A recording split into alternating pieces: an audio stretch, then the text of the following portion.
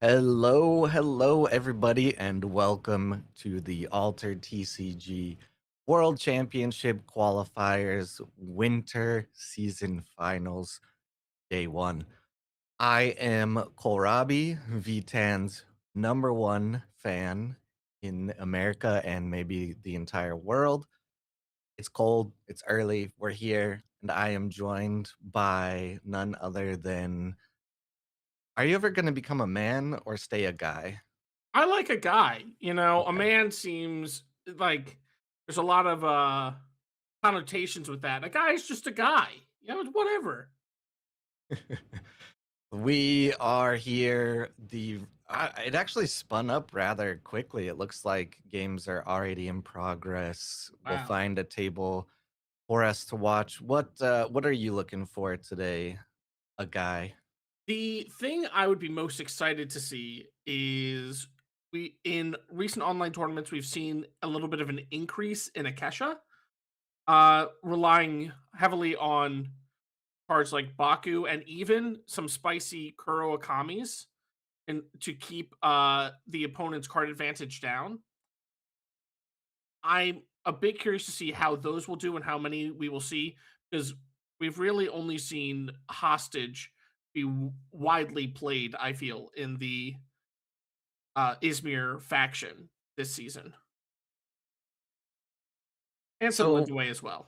you're you're wanting to see basically some of the meanest decks in all of Altered, is what you're saying.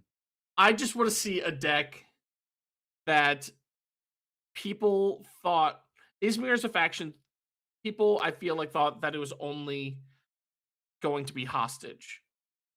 And there is a different style of annoying deck that Ismir can do as well. And I want to see if it actually functions well amongst the highest of the high players. Well said. If I am going off of that, let's go to table 23.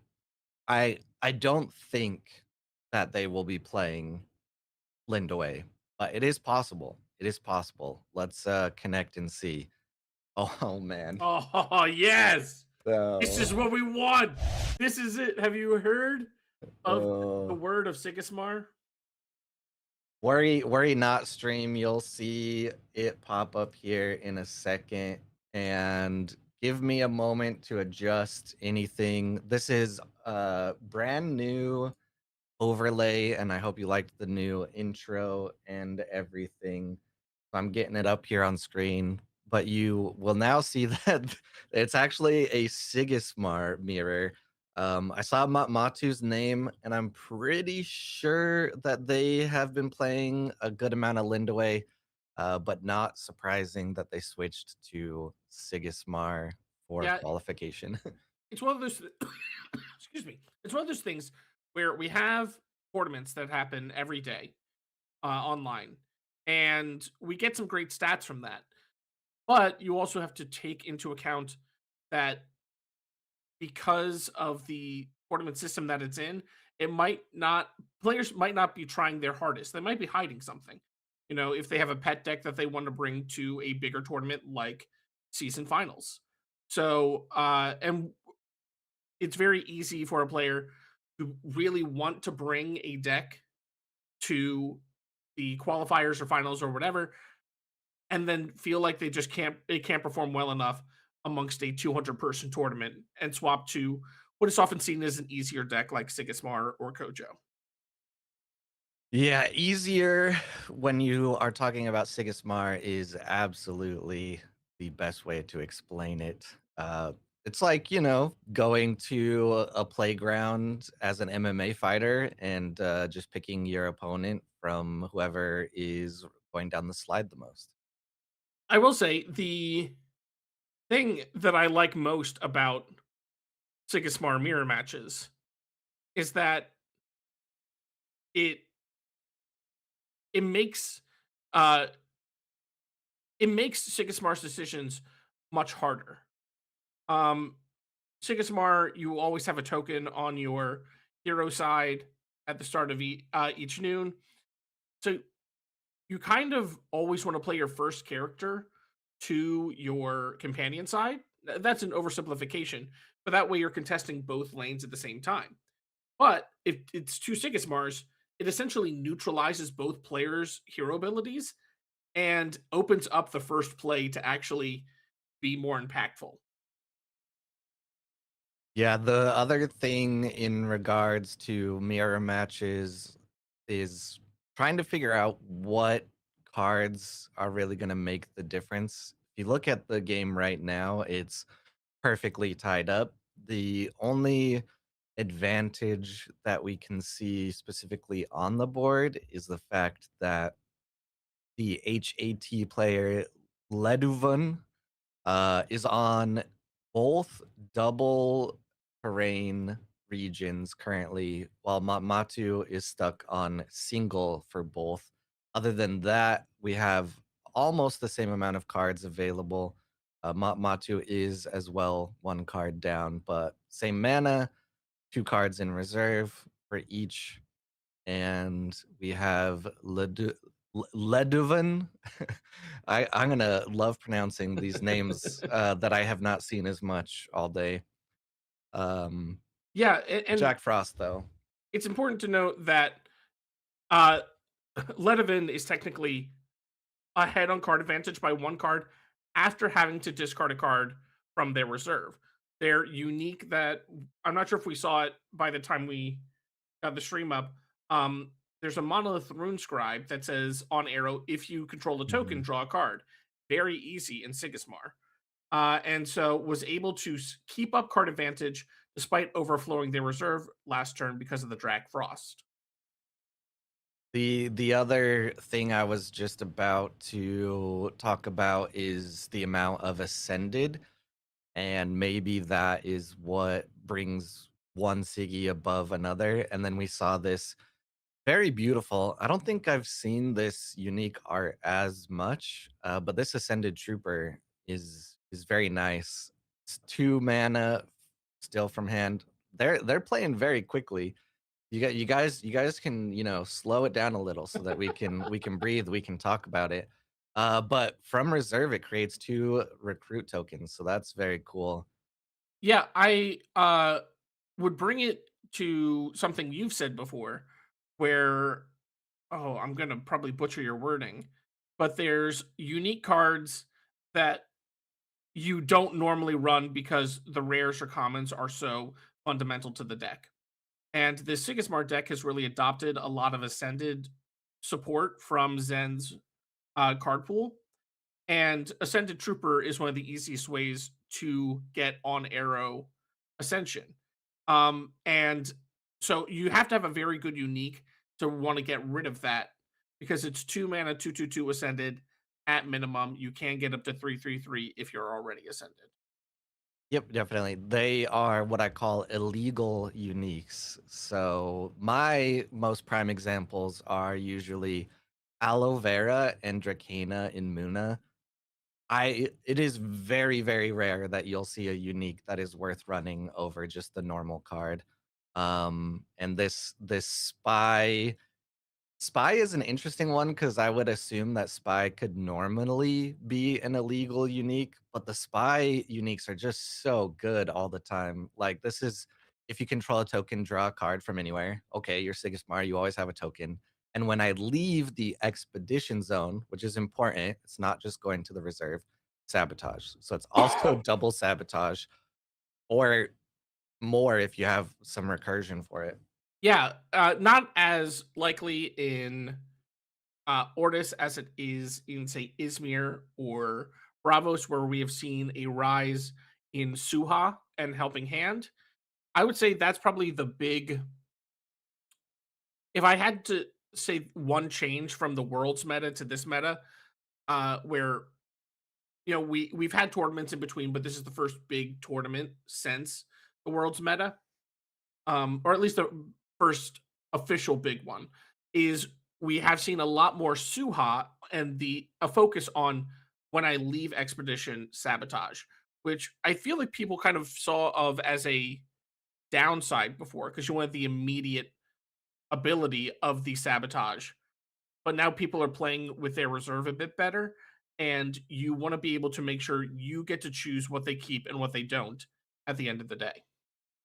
Yeah, I had the same thought at first. I was like, "What is it really that much better to sabotage on the back end?" And actually speaking to players like Rinku and ones that are a lot better in playing than you and I, they agree that on the back end is a lot better, and I wonder if that switch mainly comes from, like you said, we've been playing with the reserve a lot better, but also there's just cards that when they are sitting in the reserve and going to come back out are much better, like your Haven Sarengar or whatever else I can't think of right now because it's 8 in the morning, and, our casting will get better as we wake up.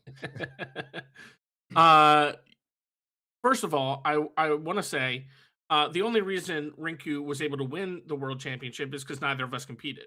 True. That's That is very true. that's facts. So let's just get that out of the way first.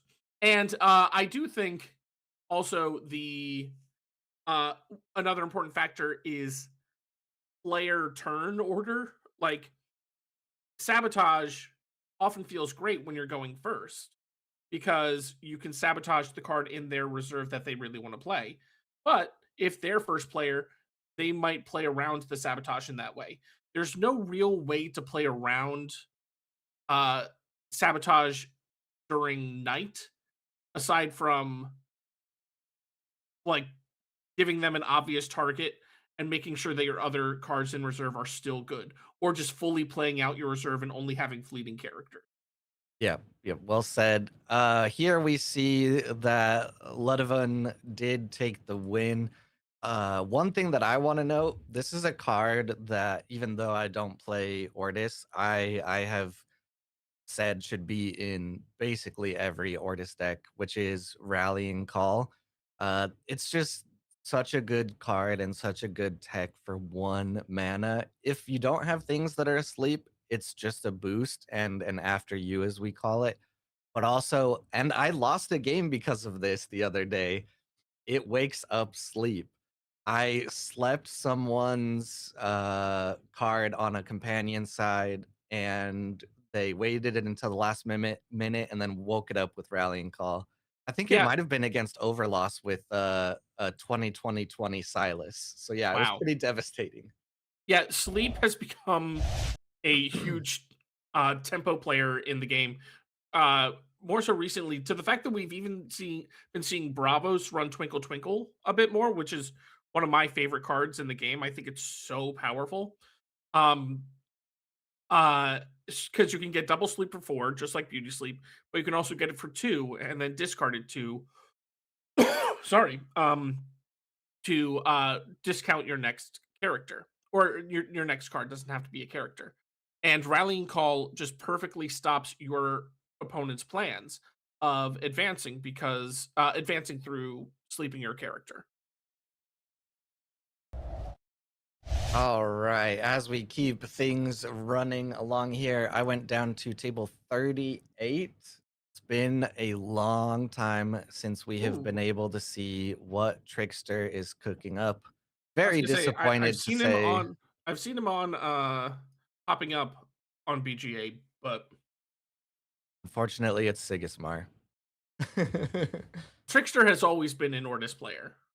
It's so funny because for the longest time he said that he wasn't an Ortis player. He's like, "Oh, I don't want to say I'm anything. I play everything." And I've always been like, "No, you're an Ortis player." And then He he finally admitted it. in like he has played a lot of decks, but whenever it comes down to a tournament, I can't remember a time he hasn't picked Ortis. In the same way that, Rinku has played other decks aside from mainly Kojo and Basira, but Bravos as a whole, I would still consider Rinku a Bravos player. It's not the same as like El or Claudius, who only play one hero or one faction. These people play other factions, but they still focus on one faction primarily. Yeah, fun little fact. We had a just for fun oops all Arok tournament and LWW went undefeated. So definitely world's strongest Lyra player. I don't think I've ever seen him play Arok like in any other tournament or matching up against him in arena, but he wiped the floor with all of us. So it was wonderful. Yeah, Elwiwi, good to see him doing a good showing on his first go with Lyra. Never played it before. No, and we see a card that is going to feel very clunky for right now. In Sigismar's Reserve in the Tiny Jail. Uh, Tasia what since that's face up, Tasia can often play around that very well. Now, I have a question for you, Cole, as the Muna player. What do you think about Colorful Cuckoo, common versus rare? I'm gonna hit you like blindside and say that I actually think Cuckoo is overrated Wow. in general, which is unfortunate because I love the card. I think it is a lot more situational than people give it credit. Like everyone just thinks it's, one of the best new Muna cards and like why would you not play it? But obviously, as you see here, it's not doing the Tasia player any big favors against Sigismar. When you first put it out, it's a 3 cost 2/2/2 as Tasia, which is not that impressive. It's super easy to go over the top of for some factions. And when you're going up against Sigismar and the worst possible thing that can happen is you get 2 zeroed. I don't know. That being said, the common for sure. I don't think the rare is worth the rare slot. Ramp Muna is not very much a thing right now. I think it'll come back a little bit for seeds. But there's just not too many good things to ramp towards that aren't just gonna get eaten or removed. And as you saw here, license withdrawal just took out a boosted anchored aloe, and now if this Siggy really wanted, could take out this sneezer shroom, so Asia will have nothing going into the next day. Yeah, there two plays I would say right now are either just try and get card advantage through Ortis Attorney, draw a card, or Tiny Jail, the Sneezer Shroom to make it so Tasha has nothing remaining on board at the start of the next turn. I think Trickster made the correct play. In essentially, it didn't go to reserve because of the floral tent, but it will go to reserve because end of day, Mhm. Dusk going to rest. And Ortis Attorney can always threaten a lane, an expedition in the future, and doesn't really have the need for card advantage right now. I mean, card advantage is always good. Draw a card, famously good in any TCG. But with 4 cards in hand and 2 cards in reserve, if he chooses to mana, then you're still sitting pretty good. What I would say over the Cuckoo for Muna players, if you're looking to have a good matchup into Sigismar, is look into Ascended Trooper. It is incredibly good in Tasia, and it is incredibly good against Sigismar in general. The 2 cost, it's 3/3/3 in Tasia if you play it first. You have an Ascended Expedition, and then a lot of the time I'll have like a Resentful Robin or something and can, at the very least, go 1 for 1 or maybe even, 2 and 2 or something like that against Sigismar. That is the tech that I think has been saving my day. As you see here, a Sore played, now Sigismar has ascended. This Muna deck seems a lot more season 1 with the inclusion of Colorful Cuckoo, and then Yeah. that's it so far. Yeah, I was gonna say, to me, it feels a bit um season one, season two, like resupply, heavy Moon or resupply. You know, if we saw a Spindle Luna Bastion come out rare to get the Spindle Harvester its second boost so it can start its resupply chain, hopefully to anchor multiple characters.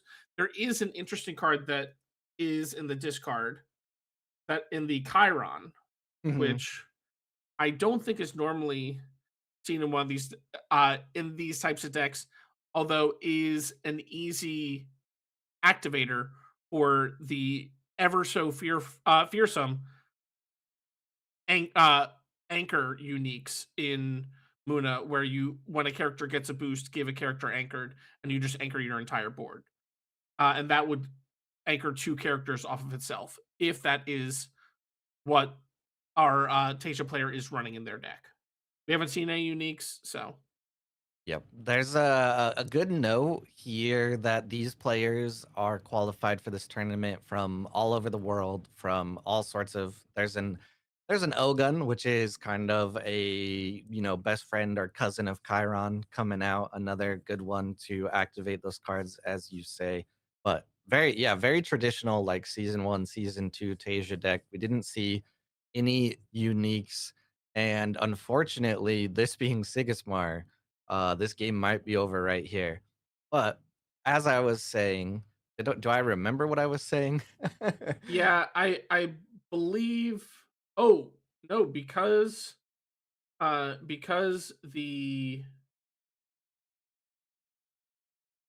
because Sigismar is only in forest, that is going to make it a bit harder.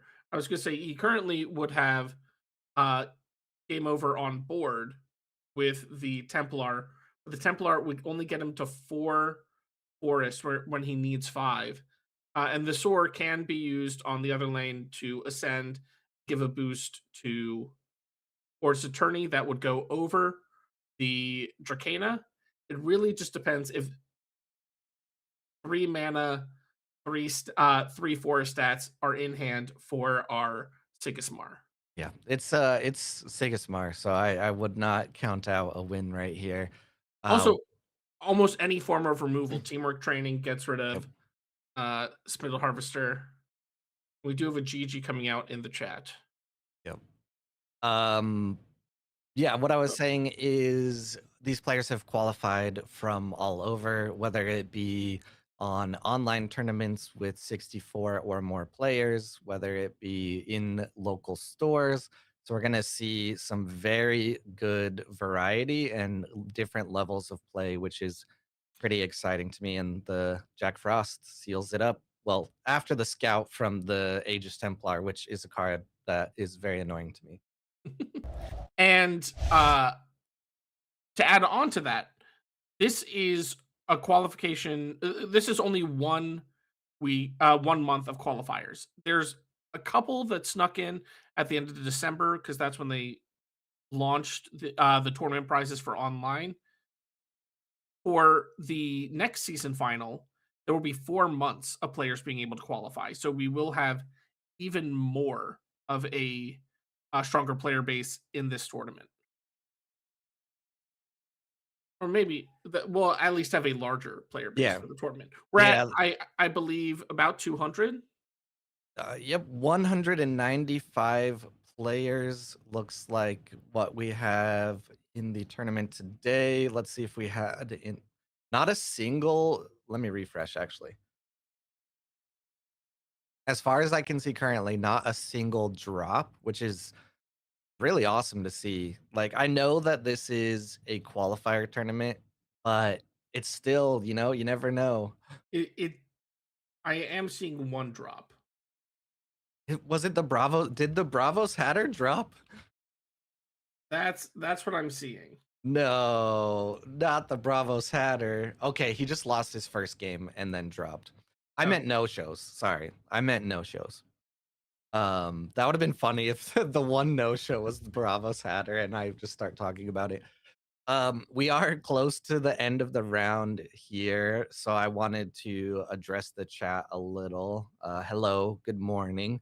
As I said, it's early. We woke up to do this. I maybe woke up I didn't wake up late. I got out of bed a little later than I wanted because too cold and I wanted to stay warm. So still waking up. Thank you for joining me here, a guy trying. Oh, no We problem. Thank you for having me. 360p is the max quality. It should not be. You should definitely be able to up the quality, and that is something I can check on right now for you. So, I was gonna what? say I can get to 1080. Okay, whew. All right. Thank you for saving my heart on that one. In the chat, there was some talk about Cuckoo being hard to play around. So I can take a quick second here to say how I see it. So first, I know that Cuckoo is very hard for certain decks like Axiom, where you're spamming bugs and things like that. I don't think there's a super good strategy in that regard against Cuckoo. But any other deck, I think there is something that can be done. When I am playing against it in Muna, I will always look for something that can stat over it and not really worry about giving it the boost because I'm either going to sleep it if it gets too big, or if it, is fleeting, I'll Requiem it. And as a Muna player, I think it is very how do I put this in a term? I think it is not very smart to not have hard, super hard removal in Muna right now, and I run Mana Reaping. Bravos and everything else, I mean, if you get an early 2-0 or you get ahead, a lot of players think they need to focus on winning, both sides. You're ahead, you only need to win one side. And that's what I would say about Cuckoo. Yeah, it does put the it does put you into a weird position. It's there. I don't know. I feel like there's a sort of mental block against playing into a losing lane and giving your opponent advantage. So you see, oh, they're at 1-1-1 right now. If I were to play my Aegis Templar there, let's just say, I would still be beating them because it's 2-2-3. So I'm winning on the water stat. But then there's so little room for me to continuously build them up. And then I'm ignoring another lane while trying to combat this cuckoo. Uh, I think, I don't know. I, I also think, it's important against cards like or heroes like Traced, who play a lot of stuff, and the three helps it stay out of the way of Aerolith Reef, which is a very Mhm. important card in that matchup. Yeah. The 3 is also another good note because 3 is a very common number in Muna, but also it's a lot at the same time in Muna. It's very costly. So, as I mentioned earlier, Ascended Trooper, super good in Tasia. Guess what? If they play Cuckoo first turn, you play Ascended Trooper against the Cuckoo, you win, and then hopefully you have like a Robin or something for the other side. You 2-0, and then from there you just need to 1-1-1-1, until you win. Yeah, that is, an interesting uh, aspect to this game is you really only need to go above parity with your opponent one time. Every other time you can go at parity. It's why Afanis and Small Step Giant Leap was so good. Afanis could double advance, but more often than not was just trying to single advance and then close out the game with Small Step Giant Leap. It's why the ruling was changed, make it so it checked at end of day instead of immediately. So that way you couldn't just get to this board state where, oh, we've been going 1-for-1 this entire game. I'm going to finish the game. Now you actually have to, at some point, overpower your opponent in an expedition. Yep. It is a very important concept, but I can, as myself, see that it is a very hard concept to always play by. It is very easy to fall in the trap of, ooh, I might just have the play to win both sides, but you don't have to if you're ahead. And I've caught myself doing it plenty of times. So you're not alone there. I will also say we were talking about hand cost earlier, and 3 used to always be sort of the one to beat in terms of you don't want something to be able to be removed because Off You Go was the big sort of send to reserve card. We're seeing a lot less Izmir, although I'm pretty sure every Izmir uh, hero is running Off You Go. Um, I don't think that there's one that wouldn't. And but we have seen recently move a bit more towards 2 just because Izmir hasn't been as popular. And as I mentioned earlier, that Airlith Reef is very powerful in Traced. I am going to jump to a table here. It is table 79. We A lot of the other games, if I jump to them, they're basically already over by the time I click in. Ah, But this one is looking very interesting. Not to mention it is two very good players. AVO, I say this name is Yikes just because I think it's fun. That's probably wrong. And Frenico Rico. I Uh, believe it. I believe it's Yikes. that's what I'm gonna say. Nevenka, though, which I am still holding true, that Nevenka is better than her tournament results as of late show. And maybe this is when we will hear the full truth. Yeah, Navenka to me has always been very unique dependent. We see mainly seen in higher competitive play 2 styles of unique in Navenka. The one we see one right now in this uh Kinefral Coneman. If you roll 1 or more dice, if I have a boost, draw a card. We've seen either draw a card or anchor or pop back to hand when you roll a die, mainly from all of the marbles deck. And then the other has been the Loki Navenkas, where they try to counteract the game plan of their opponent by eventually making them discard their hand in reserve all that card value they've been amassing over the game. There we saw that Nevenka was able to take down a Kojo.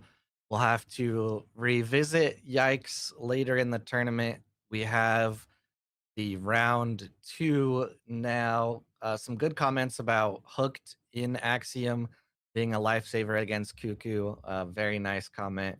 And yes, you are free to watch the stream if you are playing because as a spectator, we cannot see either person's hand. I guess you could make the argument that maybe we're smart enough to give you some insight that you I don't didn't think think that of. argument would ever hold up. Yeah, and that's what I was just about to say. I was like, but you're in a tournament with the best players, so I think they've got it covered there. Speaking of which, Chef Breadstick was in the chat, and I do see is at table 3. We want to go hop Yeah, over to table 3. I'm always willing to watch Chef Breadstick. He's actually one of my locals. Yeah, were you at the tournament where they qualified? Yes, I was. I competed and I said I will not take the qualifying position. So you let it pass If down, but you were the real winner. well, it's interesting. I was 2-0, went against Chef Breadstick, and he was 1-1. He beat me, so we ended up being 2-1. There was no 3-0 player. Um, so I'm not sure if tiebreakers would have me win or if have him win. We kind of just decided either way that I mean, Chef Breadstick is a great player. This will hopefully make up for the fact that when he was in top 8 on Baltimore, the Baltimore WCQ last year, I did not get a chance to feature him on stream. So hopefully he will forgive me for that. And now that he's on stream here, and we're seeing Battle of the Axiom, and Sue Bash versus Trace. I really, even though I even though Breadstick is one of my locals, I really want Subash to win because Breadstick played Subash for probably 2 seasons before switching to Traced. And so I think it'd be karmic justice for him to lose to his original hero. What in the qualifying tournament was Breadstick also playing Traced? No, we actually did for a qualifying tournament, we did a draft pod. Ooh, nice. We thought that would be fun. Some of our locals hadn't had a chance to really play this meta, so we wanted to do something that everyone could participate in, and then if they won, they could practice more for the qualifier. So we did draft. We actually did Beyond the Gates draft. So we went back to set one. It was fun. Shepardsick had a Lyra Festival deck. Oh, all right. Well, maybe I don't want to root for them now. We so we had a little like test tournament between some players, me, Wyvern, Astro, and Phobia, testing what the meta could be like if there was no Sigismar, no Tiny Jin, and no what's the other Bravos card that's on the Sarangar? yeah, no Sarangar, I think we said. And Wyvern freaking brought Festival and won, which is a scary thought. It's only 4 players, so I don't think it's any actual good data, but still. I mean, Um, I wouldn't be surprised to see people bringing Festival today. Either Rin mhm, Festival or Fen Festival. Both have gotten a lot more consistent over the last few sets. Counting sheep in both factions really helps get you across that finish line. And I think it's a bit you'll want to, if you're going up against a Fen opponent, you're going to want to sort of figure out if they're festival or not early on. If you see a Rin, yes, there have been more aggro Rin in tournaments, but if I see a Rin, I'm going to lean towards it being a festival just because I think that's the scarier outcome. Then I don't think festival is the primary deck that Fen is running, but it will show up, so you have to be prepared for it. yep. And deciding not to give the Amelia Earhart or remove fleeting from Amelia Earhart again has 1 counter left on that restocking station. Seems like they have a pretty important card in hand that they might want to save that counter for. Yep. That would be my guess. Seeing them not uh, recur Amelia. It has to be something other than a Dr. Frankenstein, because if it was a Dr. Yeah. Frankenstein, you would just refresh the restocking station. So maybe the Subash fans in chat can try to predict what card you think was remaining in hand. For the traced player here, they are just 2 counters away from being online, and they are tied up on the board.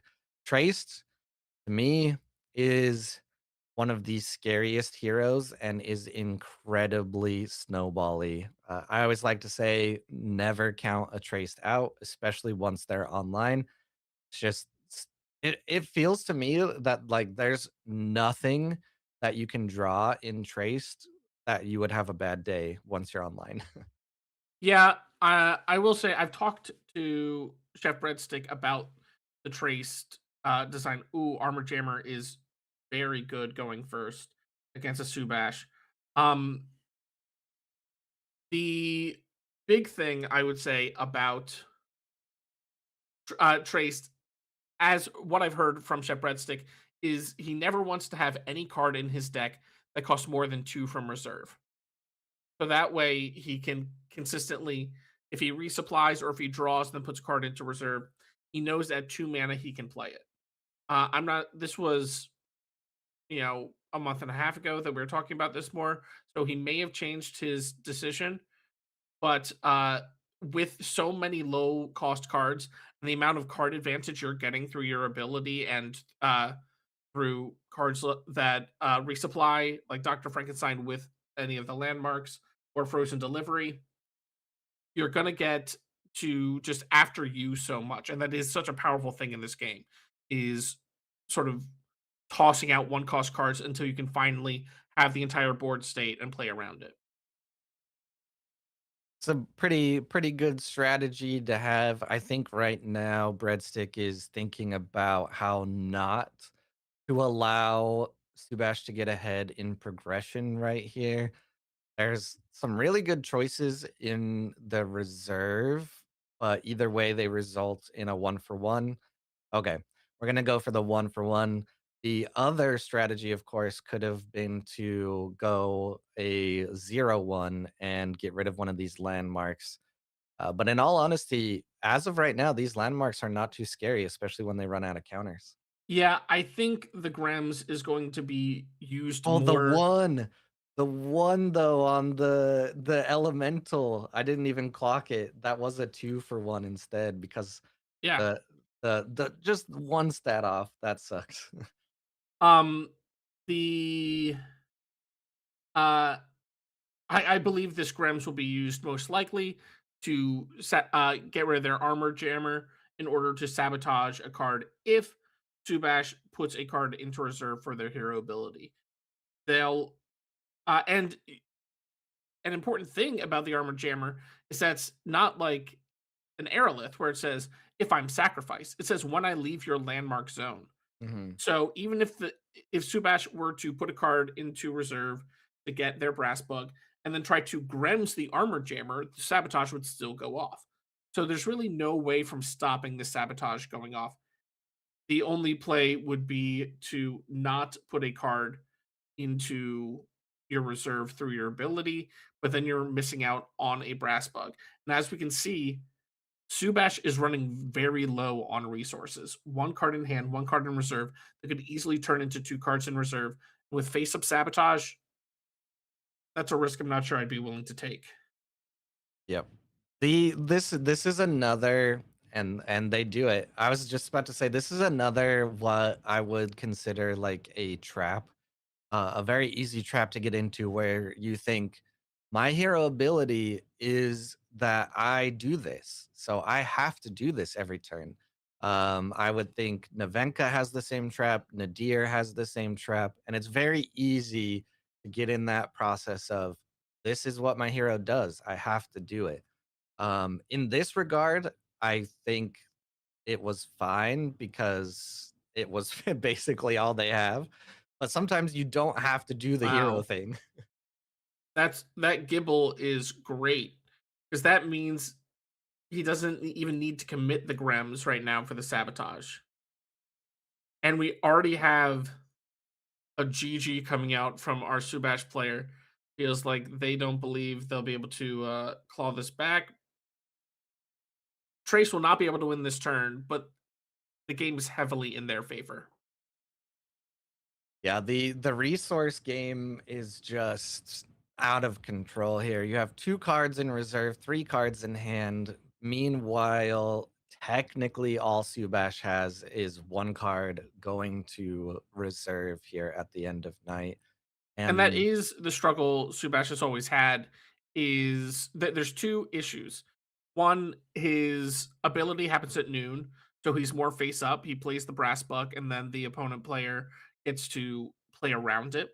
And two, he loses so much card advantage. Traced also puts cards from reserve, but he draws one first. So he's all it's much more like a resupply than just giving up half a card in card advantage. Subash, in my opinion, I think is just a hero that cannot ever be great. And it's because of how the hero is designed. I feel Arjun is the same way. The cost for the payoff is just too high. And if I were to wave a magic wand and change Subash, I would take away the pay one, which I think is still incredibly fair as a hero. And for Arjun, I would take away the cost limit on what you could anchor. Some people might say, "Oh, that's so crazy, you could anchor anything." Well, yeah, but if you think about Arjun, you're throwing away a card still. You're paying something to get that ability. Yeah. And I with all the removal we have now, it's not like anchoring anything is that scary for now. oh, I will say this I see a hard time for Cyan Sans coming back from this, our Subash player. Yeah, as you mentioned, they have already put the GGs in chat. I will not pretend to know well enough what a Subash player wants to understand what went wrong here. I would just chalk it up to traced is traced. And just Yeah, the too armor much. jammer came down at a very good time, and then was just able to continuously strike at Subash's weakest point, which is his card advantage and the vulnerability of the reserve in general.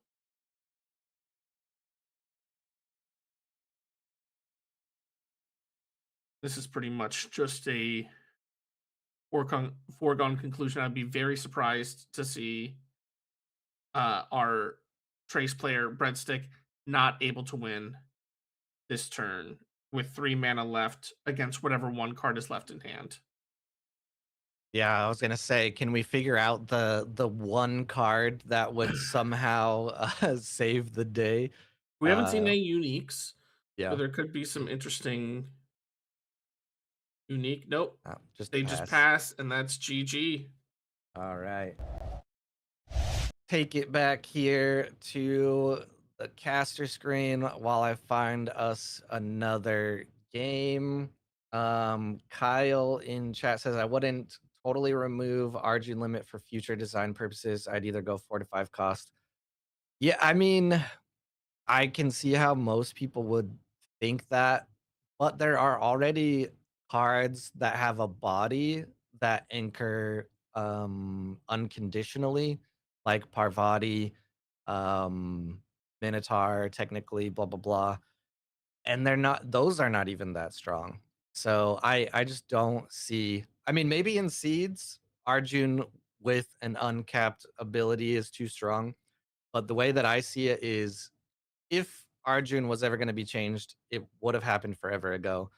Not gonna happen now, but if it happened forever ago, if it was a problem, they just get rotated out, just like Yeah, Pikasmar.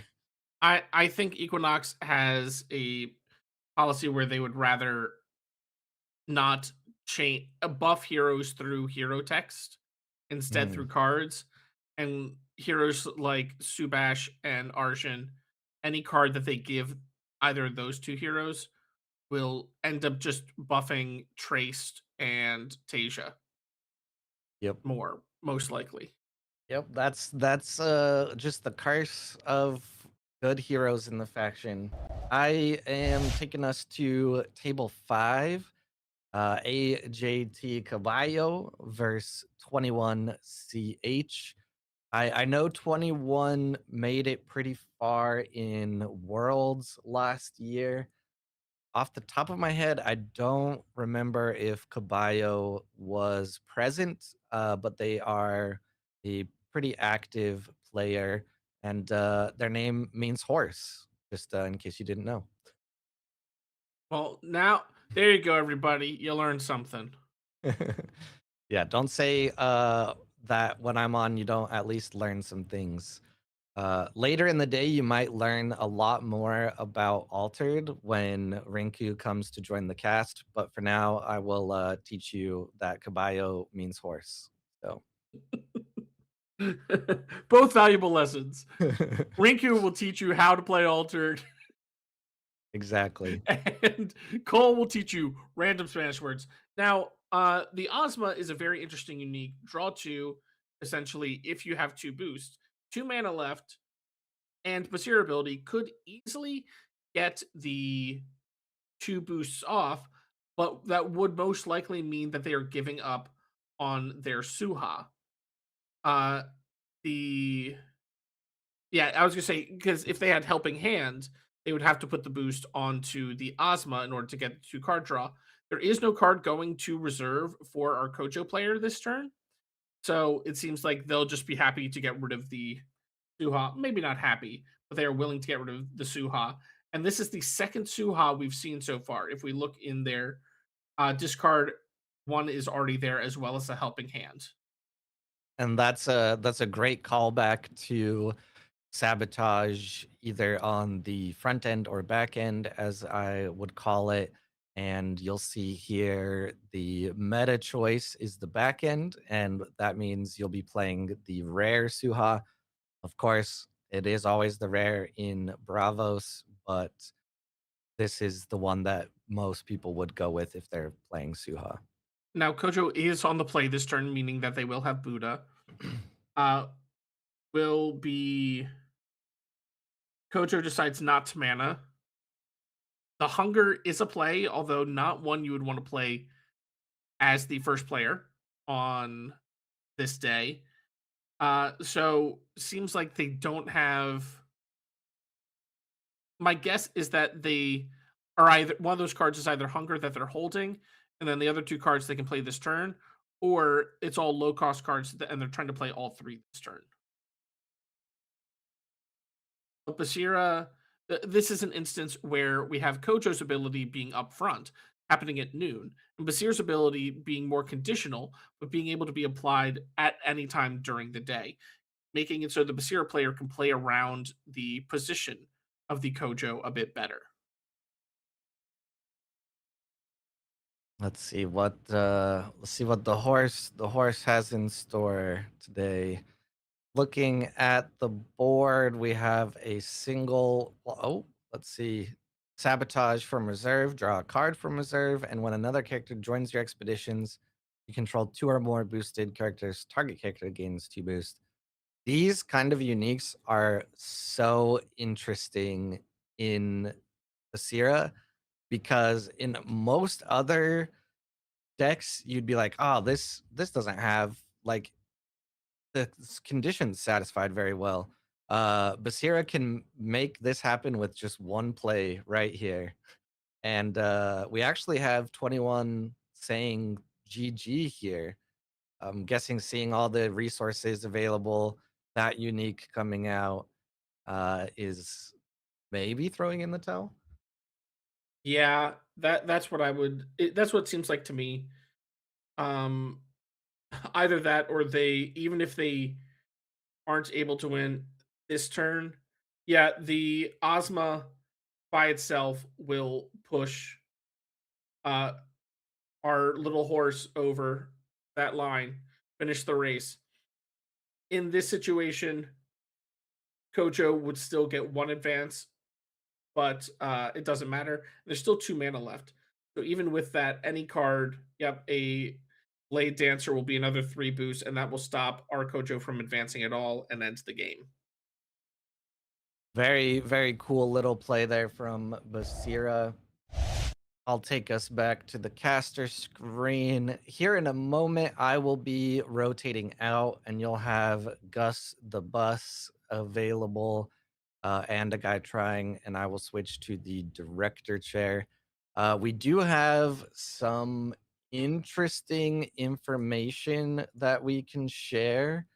Let's see here. I'm gonna grab some other information as well, but Epsilon has shared. So they collect a bunch of data from all of the tournaments and keep track of it. They have sent over. I think I can actually show this pretty easily. It is 7 rounds today. Let's see. Okay, I don't want to mess up the screen too much, so I'll just tell you what we're looking at here. This is a prediction of how the tournament will go. I want you guys in chat and a guy trying to see if you think there will be some upsets. So prediction on hero distribution, of course, Kojo going to be number one, and then Sigismar, Traced, Basira, and then Fen. One thing I will note is that in this data prediction, there's not even Nevenka. So we already have the possibility for an upset. But top 10 is Kojo, Sigismar, Traced, Basira, Fen, Tasia, Atsari, Rin, Akesha, and then Soul in that order. So what do you guys think? Is the data gonna be proven wrong today? Uh, I my main thing is I'm curious to see Axiom overall beating Ortis. In this data, Axiom is at 18% over Ortis is 17%, while Sigismar is at a higher representation than Trace and Rossum. There will be some Sierra players. Now we've already seen some a Subash player at least, but I don't think that they are enough to push Axiom as a whole over Ortis representation. Um, and I think that if we see, we also know that someone is on another Ortis hero, or at least that's what I've been told. We do have a Waru in the tournament. Oh gosh, is it who I think it is? Yes. Oh boy, maybe we'll have to watch at least one game.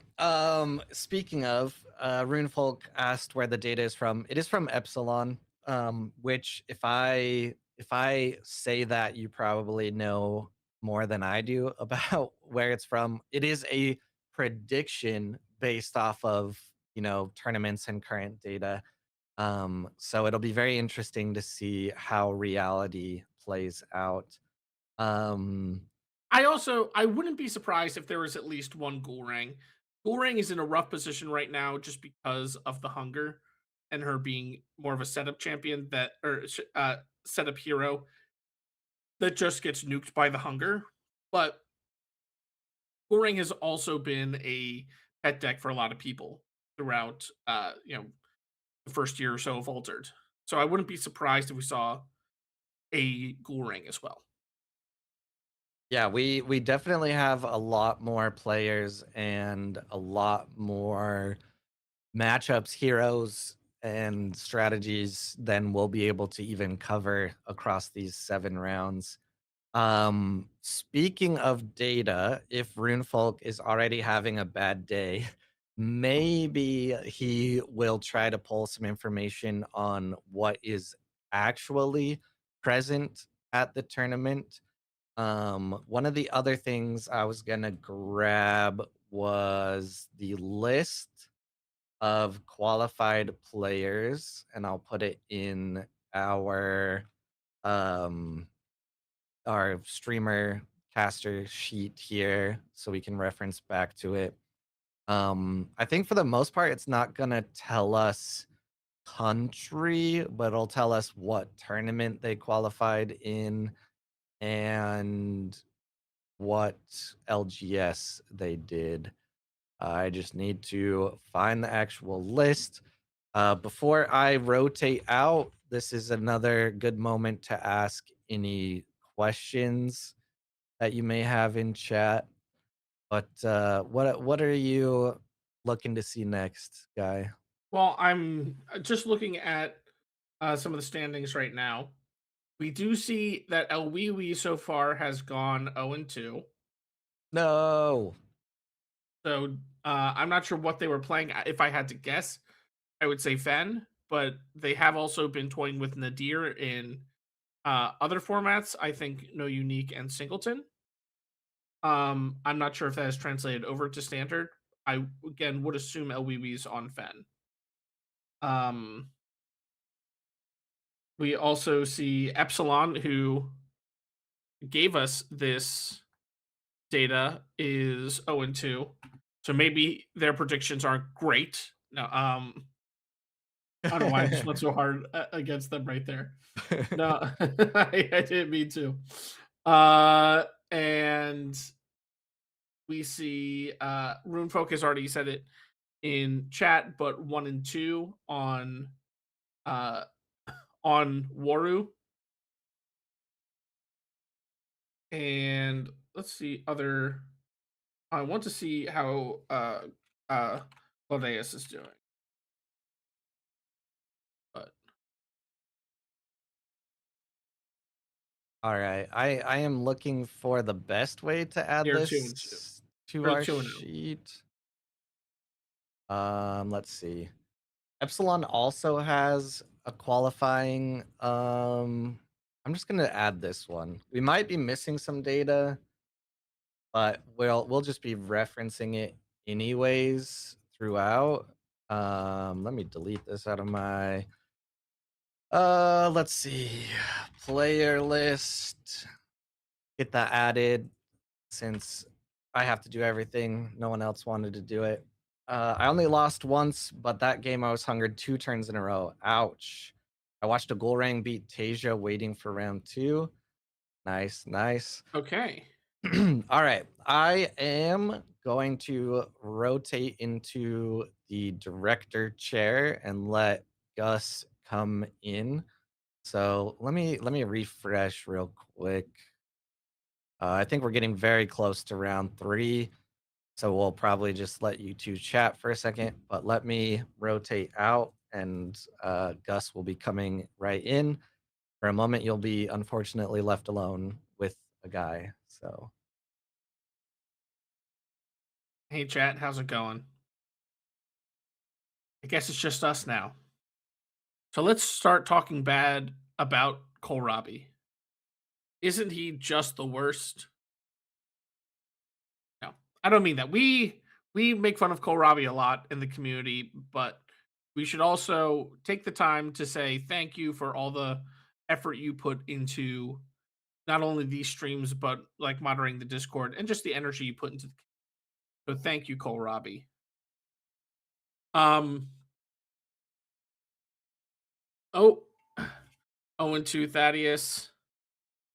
Yeah, I don't know what yeah, Cole can still hear me. I think that's good. I wouldn't want him to think I'm talking about him behind his back. Uh, yes, I'm not sure what the cutoff is going to be. Uh, do we know if it's going to top 32 at the end of this for day 2? Um, so 0 and 2 at the start is going to be a rough climb, but I still think it could be possible. It's at 3 losses. I would assume that you especially 3 losses so early on, your breakers aren't going to be great.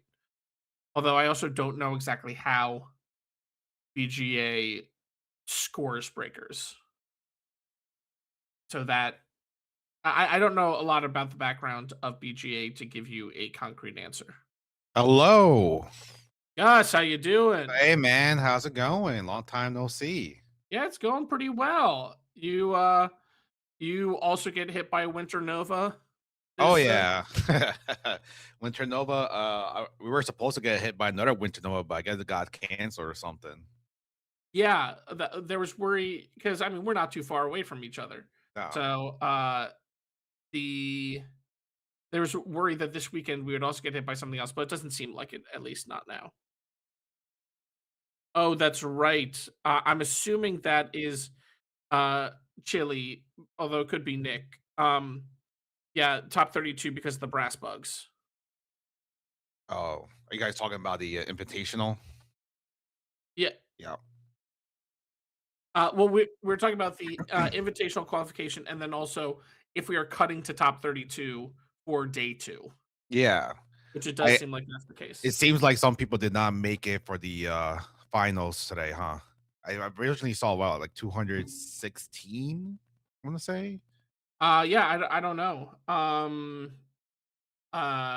I didn't see how many were predicted to be there. We're at 195. Some people are starting to drop. Um, which is understandable. We're ending our second round, and so Yeah, I think uh, round 3, I think round oh, 3 just round three started. has started. Let's see. No. Yes. Damn.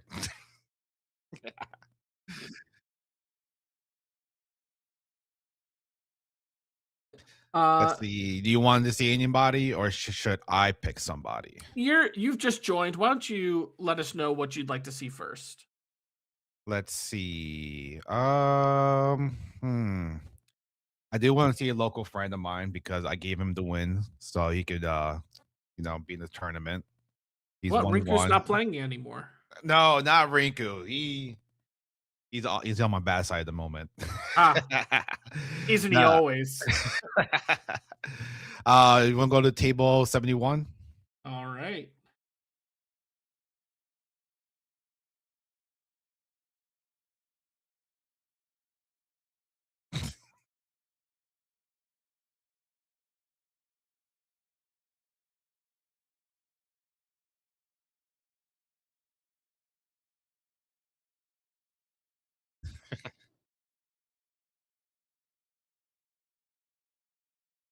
Yes, Astro is just able to hear you Yeah. because he's right next to you. Yeah, he's doing like some astral And projection. Watch Wolf 92. Rinku was just a bad person. Unlike Yeah. you, Watch Wolf 92. Yeah. You Watchful are a great 92 person. is amazing person, unlike Rinku. All right. So we have in this Soul and Kojo. Yeah, Very interesting matchup. yeah, Mystical Mirage, we just practiced a couple games last night to get them ready. He is very finicky on trying which card to put in his deck, so hopefully he's happy what he settled with. But seeing Saul, I haven't seen Saul in quite a bit since my return last month. So or this month, I guess. This month is still almost here, almost done. Yeah, this is interesting. We see the Helen Cylinder being played. Uh I'm curious to see maybe Leviathan Spotter won't be played because there's no forecast in hand. Yeah. I Could I could don't know why else you wouldn't play uh Tiny Jin and Leviathan Spotter to advance and block and draw a yeah. card and ramp. But so It's that's what kind I'm of guessing. like yeah, it's kind of like lose-lose situation here. I had to go for oh wait, they have something. Oh, Oh, this is his favorite unique. Is like he loves this unique so much. Mulan from reserve, you may put a card from your hand in reserve. If you do, I lose fleeting. And when another character joins your expedition, target character gains 1 boost, but you require to control a landmark. which they do with that Killing Cylinder now. Yeah, but Um what do you get rid of? Kind of overflow the reserve here. my first instinct is to say the Leviathan Spotter, but also uh neither of your characters are going to be great in your companion expedition. Although you will start this turn off with a 2/2/2 there. That's true. That's true. I keep forgetting the the companion suspicion is on the right side here. I think that I don't know, a bit of unfortunate uh expedition regions, I would say, for Mystical Mirage. Just they can advance on mountain on the hero expedition, but they're doing nothing to block. And forest will be pretty easy to overcome with just like a Haven Saringar. Yeah, it is not a good spot. I mean, they might have something in hand. They do have the Keylon cylinder lock and ready. Saul does have a couple cards that they could play around. I mean, to see alt run teammate, they could have the harpooner as well to play to rush or sabotage the one of the cards reserve. There could be a lot of things they could do. You just gotta rush into it. Yeah, the another thing, one of the reasons I think this is a very interesting matchup is that Kojo isn't always trying to play the same after you game that everyone else is. Bravos has a lot of strong stats that they can just try and put up front, which means that that Mystical Mirage could go the route of trying to deny Soul quest counters and delay not only the Halua but then the gigantic Halua. If if our Soul is able to rush out and end their turns quickly, if they have uniques that say you may pass immediately if you do, Thaddeus Fog being the or not Thaddeus, Phileas Fog being the big one. But there's others from the set that can do it. Then they'll be able to start overwhelming the value that Buddha gets. Right. That is true. It's not it's hard to see, it's hard to tell because they obviously don't have anything in reserve, so we don't really know what they could be playing at this moment in time. They choose to actually fight the companion expedition, which I don't think is a bad idea. Um, there's times where you're not really strong in water for some Kojo decks. So I think it's a good idea to Wow. fight that. And just a pass. Oh, just a pass. That I think they were just worried about the counter. yeah, you said this is their favorite unique. Uh Felt like they couldn't put that card into reserve to make the Hua Mulan lose fleeting, but that's gonna be rough. They were up one expedition going into this, and now they are behind one Yeah. overall. That's that might be a costly mistake right there. They did deny a quest counter though, so Yeah, that's true. that That's true. is Halua being a bit farther away from being gigantic. Still not a great position, but silver linings. Yeah, I mean, you're delaying it what by an extra day, or at least one Hulua token coming in at the pass here. So it's like, The other thing that might be important is that the played their Leviathan spotter and Priya in the same turn. If the Soul has no other 4 cost or higher cards, they can't draw off this Leviathan spotter now. yeah, And my guess is that since they played Priya first, that is the case. And they're hoping to not play this Leviathan spotter because they will not get good value off of it. yeah, that is a good point. They're playing the Priya. I mean, they might just have another one. It could be the Occlute. All right, that's going to be a good uh that could be helpful. It's very strong in the region that's currently in the water. Yeah, yeah. So should hopefully get an advance there. 3 mana, there isn't too much that can I uh, think I would. overstat. There could be Yeah, removal. it could be removal. It could be dual grit.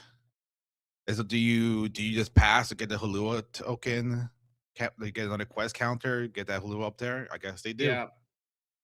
I was gonna say the other Yeah, play is you just play out the Haven Saringar, yeah, uh, and drawing the card, essentially making that resupply draw card overall. But yeah, the quest counter, I think, is more beneficial. And at 3 mana, I doubt that Mystical Mirage will be able to overcome this Priya, yeah. especially since it has tough. So it also gets past common mana eruption. I will say though that the Kilon cylinder that they probably should have, tapped it to spend to gain 2 more counters, but that's besides the point. The clue would be pretty strong this turn to be able to block the Yes, both the if they use the Kilon cylinder. yes, overflowing that reserve for soul, also making it so that they can't um draw a card off the Haven Saringar by playing it is very good. As you're saying, yes, they did miss out on 2 Keelan counters on that cylinder. It won't affect their play this turn, but in the following couple days, it might have made a difference. But Absolutely. being first player on a turn with A.W.O.L and 2 cards in reserve, it's tempting to just go for it. I mean, honestly, I would go for it. Yeah, Yeah. the only big thing that I would say could ruin this really is a hunger from hand, True. um, which Soul, I believe, is still oh, Oh, that's gotta hurt a little bit. Top decking the hunger. yeah, won't be able to eat everything, but still, okay. They might have another one. Just because they have one in the reserve don't mean they don't have another one. Um, It's like, what do you do at this point? It's like, what do they have in their hand that could scare you off a little bit? yeah, they could play the hunger to have it be a 4/4/4 gigantic. Right. I mean, they also could play the Halua. Yeah, Halua would come in as a 3/3/3. Yeah. But all right, we're Oh, the seeing Leviathan another spotter. Leviathan spotter from Mystical Mirage. Oh, the mana eruption. Excuse me. Now, who? Oof. Yeah. Don't really have much of a choice. Yeah, you don't. You hate to see that happen because Aklut would have been leaving this turn anyways, Yeah. so you're not getting full value out of the mana eruption. Whereas if you were able to mana erupt the Leviathan spotter and still get an advance on that side, that's a tall order, Yeah. but it would secure a good amount of value for your play because you would also essentially be denying them a card draw. Yeah. I think now is their choice. Do you want to pass and to make sure they don't get another counter, or do you just I think it's Yeah, probably a better idea to just not overfill your reserve here. Let them overfill the reserve.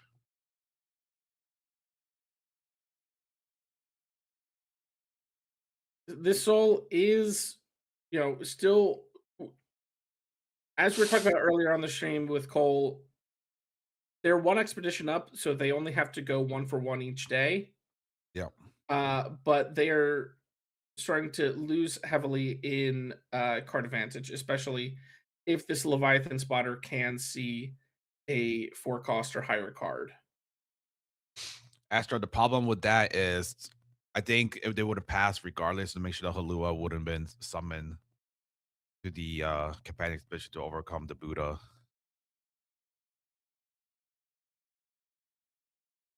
Yeah, then they could have played the Tengu Yeah.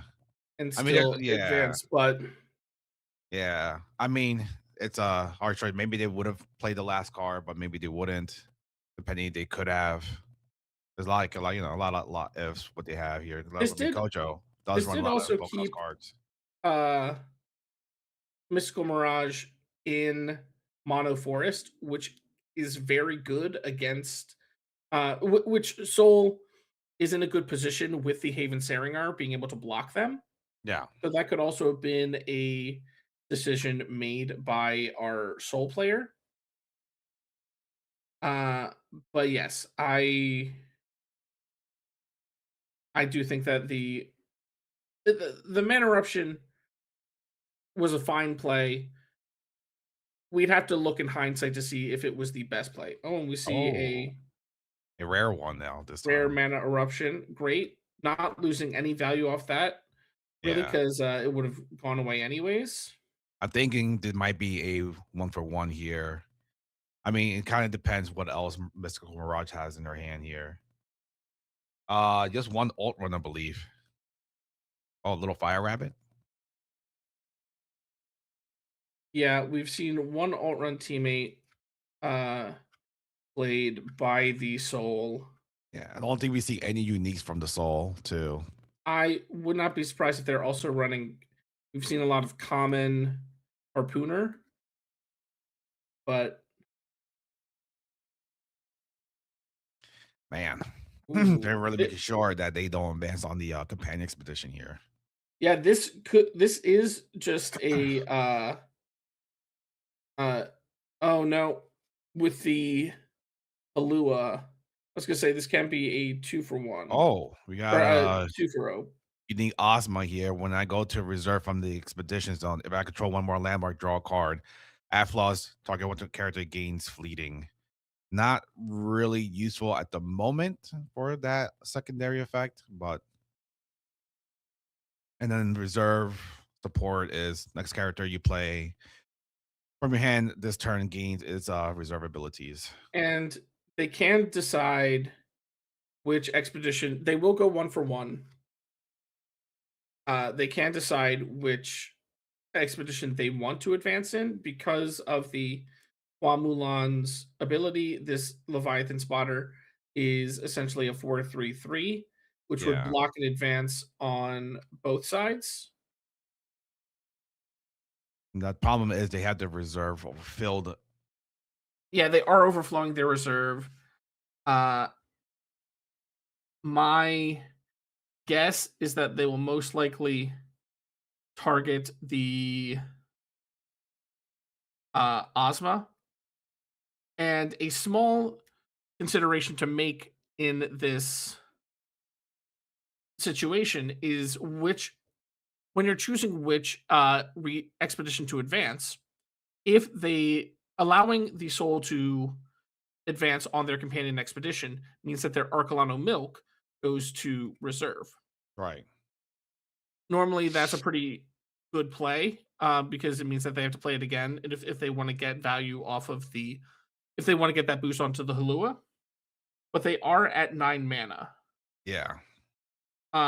which means and can go up to 10, which means it does give them an after you if they do end up having the hunger in hand, Yeah. uh, which would be devastating for a Kocho player. Absolutely. But at the moment, I would say the Kojo player does have just one more extra card as an advantage in terms of card advantage. They do show that they have the removal front and center, ready to use at any moment's notice. It's just a matter of when. Soul declining to put a card into mana, and Yeah, so they will that will help them keep up with the card advantage that the Kocho has. absolutely. I will also say, I actually forgot. Oh no, wait. Yeah, that's right. Saul does have the 4 quest counter. So one more quest counter. You do get the Halua Gigantic. I can Yeah, I can also see this going straight to arena tiebreaker as well. yeah. This is the turn where I feel like as a Soul player, you least want to get that quest counter because if you pass first, that's giving up so much control to your opponent, and you're essentially just hoping that you can. Ooh, there we see the harpooner just Okay, rushing to sabotage the mana eruption. that does get rid of Kocho's removal. Um, but yeah, passing first does get them essentially 6/6/6 in stats because 3/3/3 across 2 expeditions. But it also lets the Kocho player play around those stats and decide where they best want to Oh, we got a uh, Priya. align cards. Now,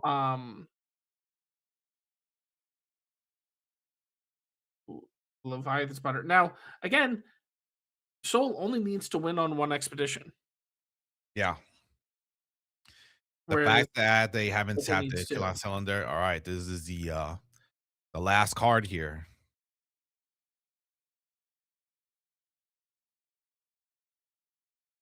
We wait with bated breath. I know. What could it be? Fire Oh, Fire Rabbit. Rabbit.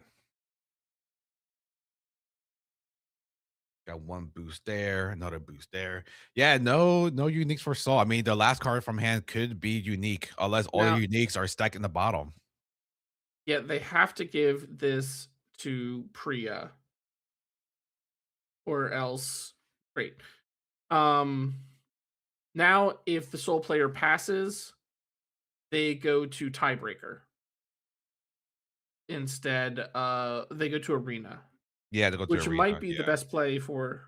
Actually, Oh no, they no, wouldn't. They wouldn't. I forgot the Hulua Muna. Hula I Hula. Oh my goodness. Never mind. That is This will still be arena unfortunately it would be oh yeah, it would be. The because Coach is mountain. going to pass first. Yeah. And there's another problem again. The sole player does overfill their reserve here.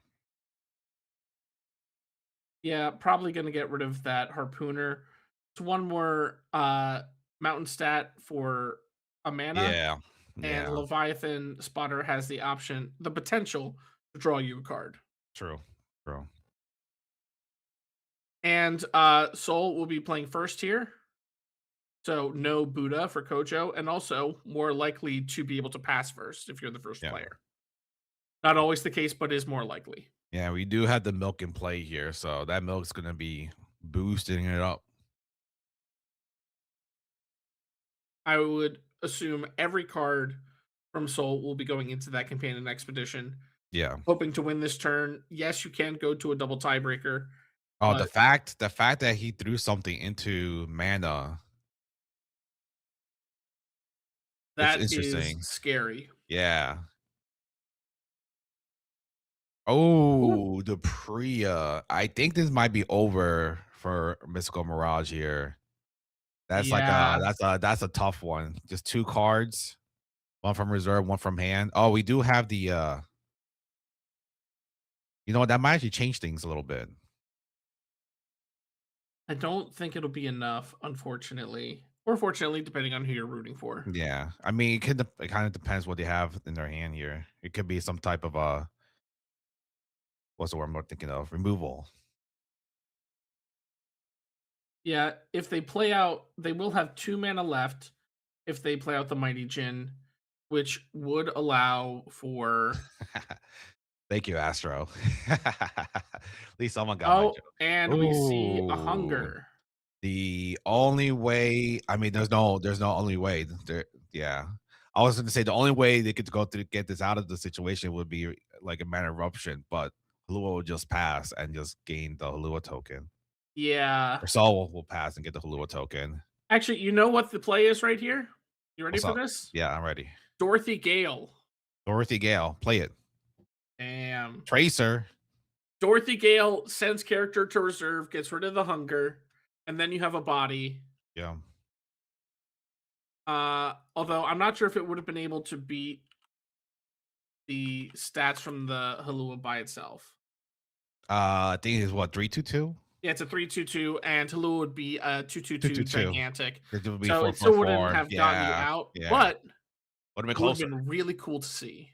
Is that the guy trying tip tip right there at Yes, Dorothy I'm Gale? telling Bravos play Dorothy Gale. Forget the hunger. That's Yeah. hunger's Listen, bad. yeah, Dorothy Gale yeah, good. good, good. You'll never expect it. I yeah, I was gonna say you get in their head as soon as they see the Dorothy Gale, they just concede. They I know would. that they've been Honestly, desperate. if you do that to me, I was like, well, I'm gonna just go home for the rest of the day. All right, we have a lot of matches finished already. That's true.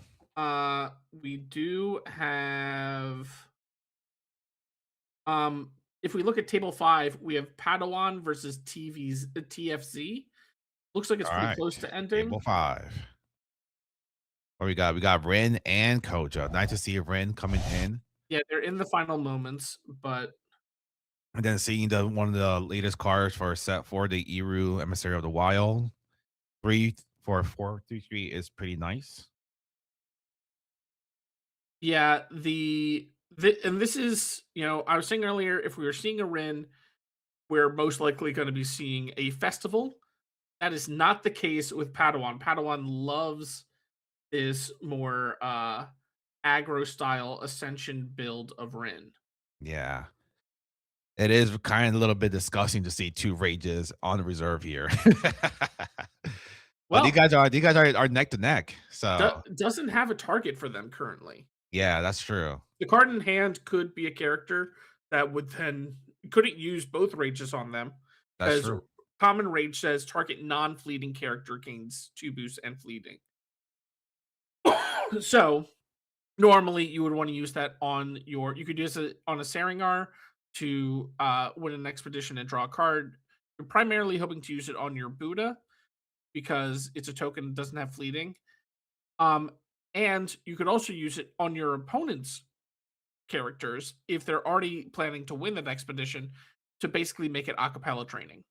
Oh, it is a very nice thing to do. I didn't even realize that.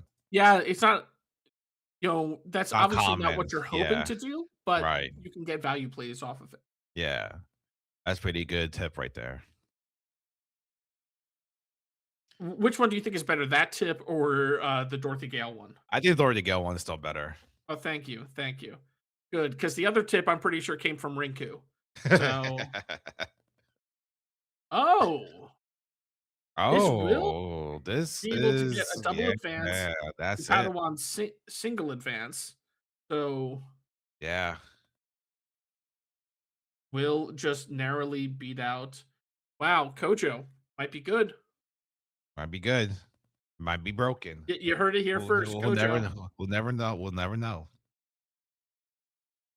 That will essentially be game over as soon as EFZ passes.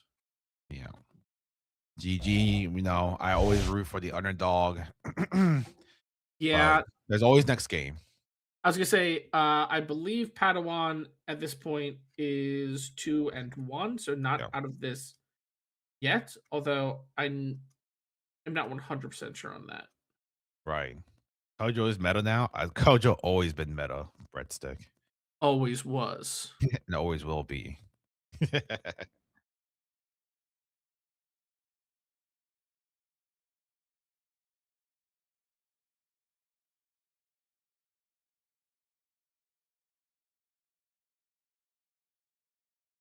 Okay. All right, let's take a look at what were you saying you just added, Cole? All right. Oh, great. Yeah. All right. So while we're finishing up with round three, I'm gonna take a quick moment to just go over this is the winter season. Cole said the whole mouthful earlier. Yeah. Alter TCG World Champ Qualifier Winter Finals English broadcast. Say that 3 times fast because I won't. No. Uh, this is the first of 3 season finals that will happen throughout the year that qualify players for Worlds. These will occur at the end of every set. This being Skybound Odyssey. There will be one about 4 months from now that will be in the Seeds of Unity meta, and then one 4 months from then again in the Roots of Corruption meta. Each of these qualifiers will qualify the top 4 players for Worlds, and there will be 32 players qualified for Worlds. We don't know, uh, and then the top 64 will be invited to a sort of last. I don't want to say last chance qualifier because there is a different last chance qualifier in person, but the qualification invitational, I believe it's called, something along those lines. And some amount of players will be qualified from that. And we will be having in-person qualifiers like there were last year for the US. It was in Baltimore and Houston, and then all over the world for other countries. Dallas. I'm sorry, That's okay. It's all the same place. Dallas. I've done that twice to Cole today. That's all right. It's just Texas. It's just Texas. Who cares?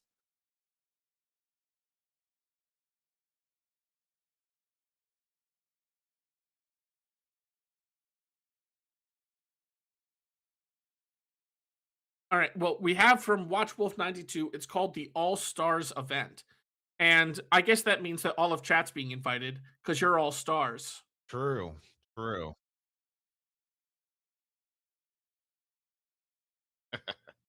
Cole is angrily asking for your source if you can't hear him. I just want to make sure that you know Watch Wolf 92. I value you as a Yeah. chatter. True. Me too. Me too. I wouldn't value someone like Rinku, but I Yeah. do value Watchful. Yeah. Rinku. I heard Rinku's pretty soft nowadays. So Yeah, he's washed. All right. going straight to table 36. Oh, is this still in round 3? Yeah, we're still round 3. Wow, I just it We seemed like never left round everything 3. it seems We like everything have was we have a Sierra Miss and a Fen. woo.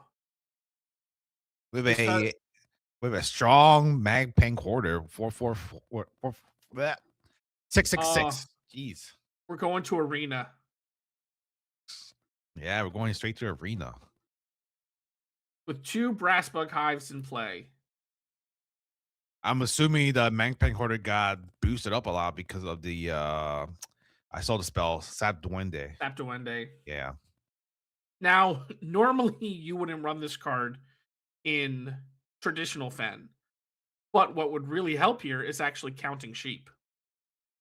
Counting True. sheep mainly reserved for Lyre Festival Fen because it gives you 2 bodies and the sleep condition, but it puts all characters that with hand cost 1 or less to sleep, which would be the bulk of this Sierra's power in their expeditions with the now 444 brass bugs because of 2 hives, 2 rare hives. Yeah. This is gonna be a tough one though. This is a toughie. We got the Lyra Signet. Oh, They choose to draw and no resupply. and that's rough because Lyra Signet could also be a win condition because it turns Mm. any character into a Nazi. So Yeah. she being used for draw and hopefully resupply makes it very tough. We do have a GG coming in from the Fen, Yeah. so They just they feel must like they can't gotta win. no, can't do it. No matter what they got, they say I can't do it. I mean the Sierra had a lot of cards in hand already. And that They're just is slow playing at the moment.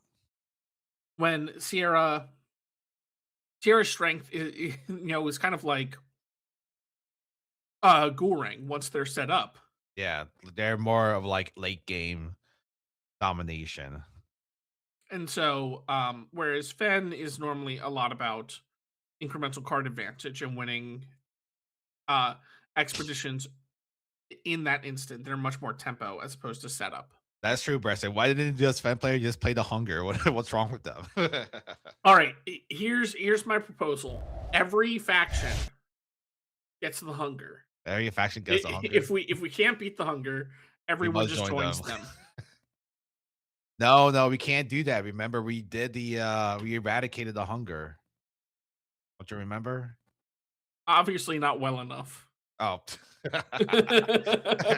What? Wait, no. Did we appease the hunger? Oh, I don't remember. I think. No, no, Oh, no. we destroyed the hunger, I We believe. destroyed the hunger. Okay.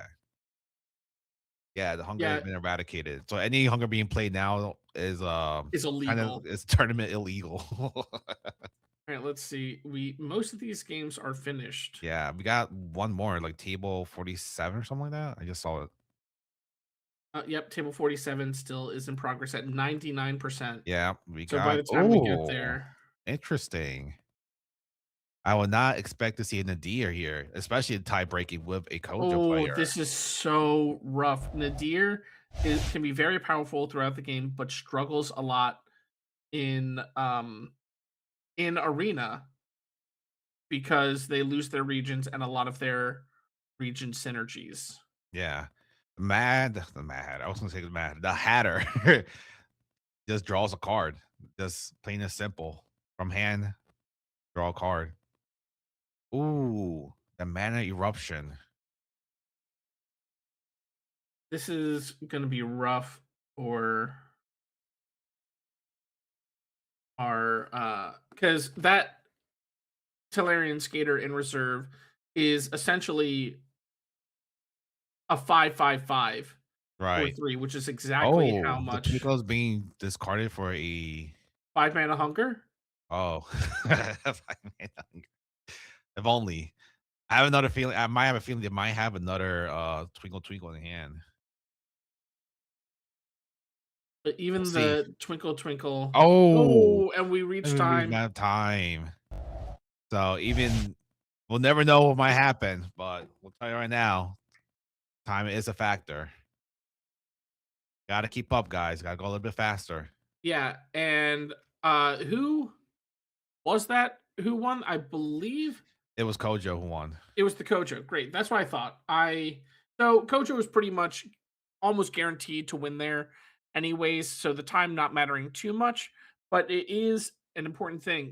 We have time rules in TCGs. In play, there's you get a couple extra days to see who advances. Um on BGA, it is a hard cutoff. You have a chess timer, a chess clock. So anytime you are making a play, that goes down. And if it goes to time, whoever has more time remaining or who is in the least amount of negative will get the win. Yeah, we got a good amount of people that have dropped out now Yeah, for this is gonna be round 4 here. yeah, we're in round 4 now. Um, this is when we'll mainly see players start dropping out. 0-2, you could still win 5 games and Yeah, potentially especially top 64 if you're going for that all-star invitational. But 0-3 is going to be rough, and players might not want to commit to another 4 rounds. that is true. That is true. All right. I already picked my first table, so you pick this time. All right. Uh, we're Don't gonna listen to choose. call. Don't We're listen to gonna call. choose table 3. You listen to the voice in your head. You shouldn't have. Oh, okay. I see why. This is Rin.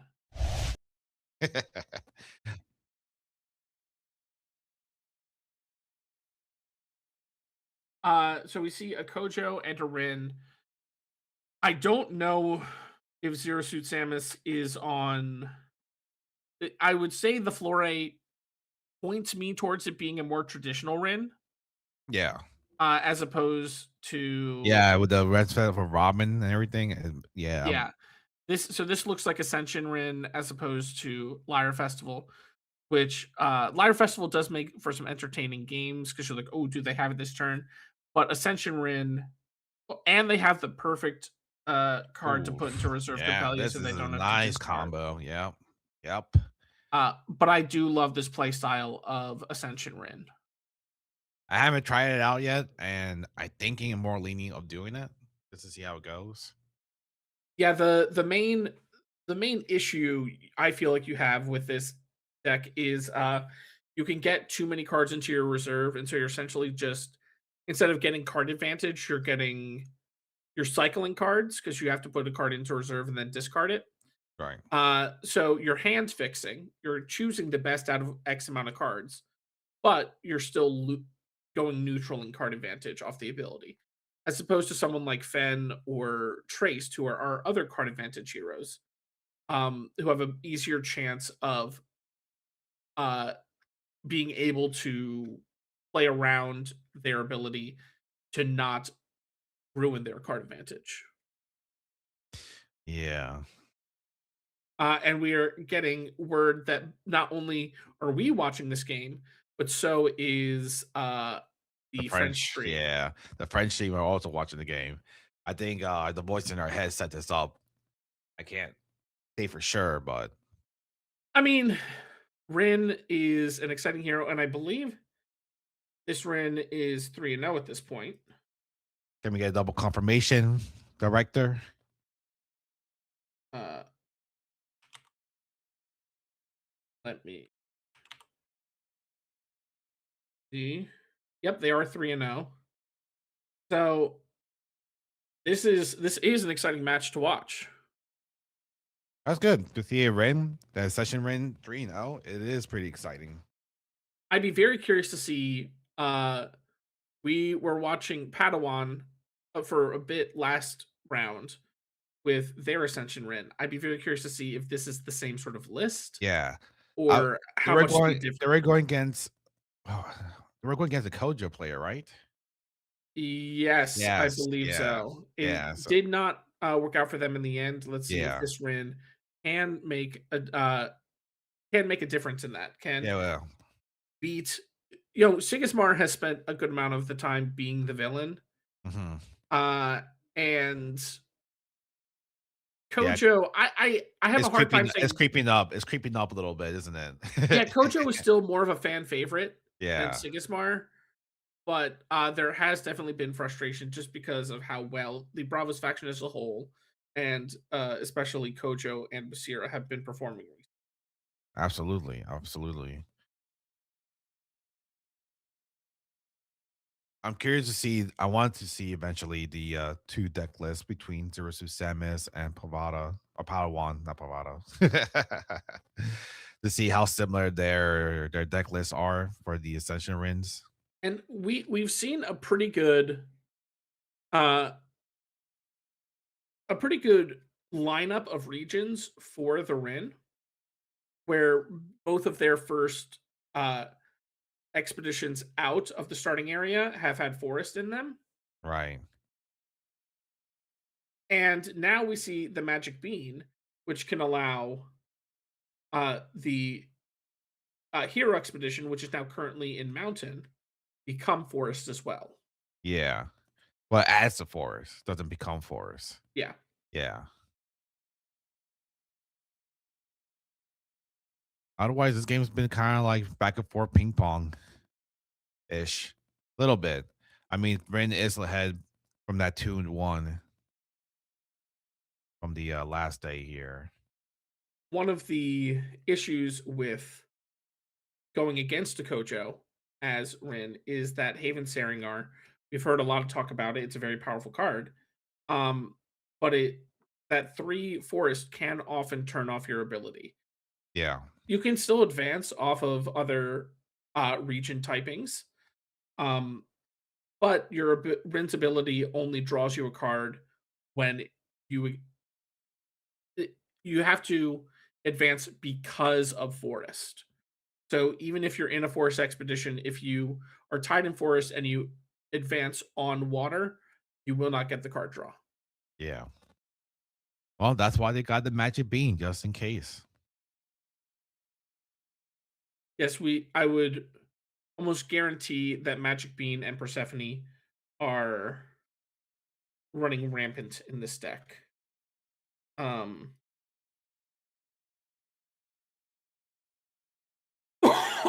Yeah, I'm curious to see what uniques the Ren here player Zero to Samus is using for their deck. I can imagine it could be more Ascension support, or it's either Ascension support or changing the type to forest. uh an important thing to note, if this hero expedition does not advance forward, the magic bean will stay there, and the magic bean changes both the opponent's it changes your region Yeah. into forest, which would also affect the opponent if your opponent moves into that region, as Kojo is doing now. Oh wait, does it? I thought it only affects their own region, not the So it affects it because it's affects my the because I thought it's my region, so my region would be just you understand uh what I'm saying? Yeah, yeah, but I could be wrong, you know. it's because the region is the location where you are. So the mono mountain is the region. So that region is now has forest added to it. Right. So if it's because they're all on the same tile that it is affecting the opponent as well. The rare changes the expedition and the expedition facing you, Okay. Okay, which gotcha. Yeah. it's one of the more confusing Yeah, questions yeah, yeah. because of expedition Yeah, and yeah, region. you're absolutely right. Yeah. And fortunately, because of the Lyra Contortionist, not their support ability makes it so that they do not count towards reserve limit. Was able to take Unfortunately, 3 that's cards. great. Did I say unfortunately? Yeah, yeah, I I'm meant pretty sure. fortunately. Oh, Very fortunately meant that that they didn't have to discard down to 2 cards. Will likely be trying to push on this hero expedition because there is no forest in the companion expedition, a Persephone or another magic bean would resolve that issue. So currently, this Spindle Harvester and this Burrowing Nash don't do a lot to advance Rin's own game plan on the companion expedition, but Kojo being in Mono Forest, they are defensively powerful at the moment. True. Got a little burying noosh on from reserve here. It looks like they're really going to try to compete just for this hero side here. Or at least this kind of puts Rin into a position of, hey, you're winning on Forest. You can advance there, but I'm going to win on Mountain. Right. Do you continue adding more to this side, especially the card we see now, Burrowing Noosh, doesn't help Yeah. stop them from advancing on Mountain? Or are you going to play something on the Hero Expedition and then allow me to overstat you on the hero side? It is a very good after you in this moment that kind of puts the Rin into a Oh, weird they position. even put a Although little the Robin out resentful there. Robin will help. That is a better play right there. Only needs one more stat in. Oh, All right. They're really committed. It's like, no, absolutely not. You're not advancing this side. There's no way. Jose. And 0% was like, okay, I'll just take the other side. That's fine. now they could have still advanced on the Oh yeah, they side could have. They could have done it with because the they would have got ascension. to 8 forest and the Yeah, ascension, but I guess worried that they're going to overflow their reserve even more because that card that right. they draw, they have no other card in hand, would essentially just be a resupply directly into reserve. They have to Yeah. discard two anyways. And they do keep their magic beam.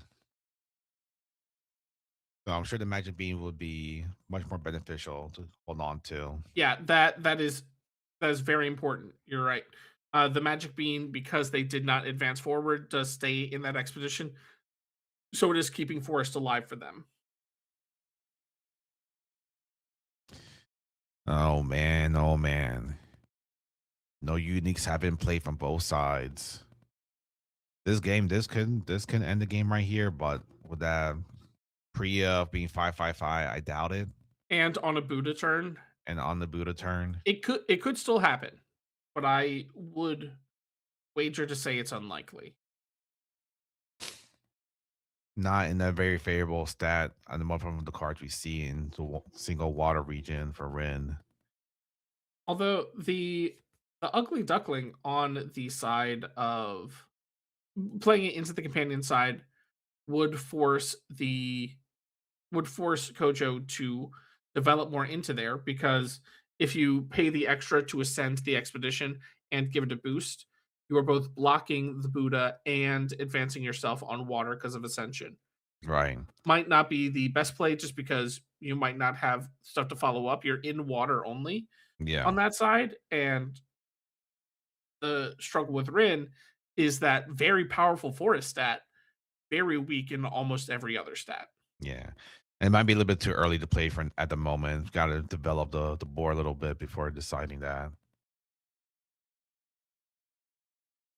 Yeah, Rin most likely going to just try to stall a bit to make sure that the Kojo has to play the Priya. Priya is going to be pretty tough for them to overcome. So just hoping to advance in the expedition opposite Ooh, the Priya. Mighty Ooh, Mighty Jin. Jin. Common Mighty Jin. Pretty will be pretty strong on the hero expedition or the That companion expedition if they choose. that is interesting. I feel like we've seen a lot less common Mighty Jin recently. The card draw is very helpful. Although, uh, as we are running into more and more, as the card pool gets deeper and deeper, we are running into the issue of what do we choose as rares. And Right. Mighty Jin is still very good at a common, but that Yeah. card draw is very helpful. A card draw is yeah, it's like what do you like do you put in the rare Priyas or do you put in the rare Mighty Jins? It's like I see some of these people choose either common Priya and the rare Mighty Jins or rare Priyas and common Mighty Jins. Or sometimes they'll do both and they just say, yes, I'll just have common spells or landmarks. the Rin has an interesting opportunity now. The Duckling can still advance them on either side with the Ascension. But 2 mana left up for the Kojo means that the Kojo could then play around that. If I were the Rin, I would play an After You card, and then have my Duckling decide which side I'm going to win. Mm-hmm. Um, Ooh, you get the Requiem's Requiem. pretty good. I guess they're pushing off the mighty Jin. Yeah. I mean, Now, they're just helping them ramp. You know, it's like, hey man, take your ramp a little bit early. You know, why wait? interesting. That to me. Oh, Oh, Bhavana is saying it's GG. I was GG. gonna say Oh, they that had nothing. tiny Jin makes me Yeah. think they have a Fire Rabbit. Oh, Wait, they forgot to ascend. maybe it won't Oh, matter. okay, then won't matter. Okay. Okay. We do see you need a maybe but a Legion Commander. Kokoba, thank you. Uh, K- Uh, Kakab. Kabab. Kaka, the Legion Commander from hand. If you control three or more character, up Kababa. to one character gains a sleeve from reserve. Target character gains a sleeve. You may have gained 2 boosts. There, I said it. Ooh, I just want to save it for the game end. But All yeah, right. that So was we now have a that Rin. magic being staying there We have a was a Rin at pretty strong. 4-0. If they Yeah. win one more round, I'm pretty sure that if they win the next round, I'm pretty sure that guarantees them for top 32 based off tiebreakers. But Yeah. yeah, Yeah, I think you're right.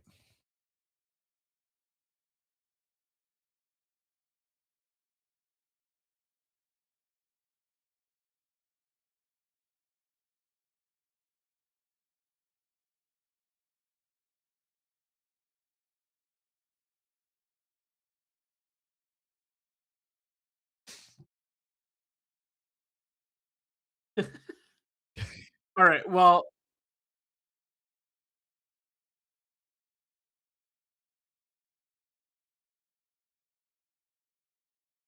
for top 32, you're going to need to be 6-1.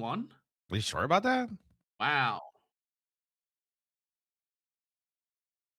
I have to double check that math. Okay. There should be some bubbling at the end. Do we want to go to table 4? Table 4. It's a Oh, Linda way. Linda Way. That's impossible. Well, What is a Linda Way? who knows? But I do see I a didn't even know that there unique. was a purple faction. Well, what have I been playing the entire time? We do see a unique student disciple. From hand. Play from hand. You may sacrifice a character if you do draw a card.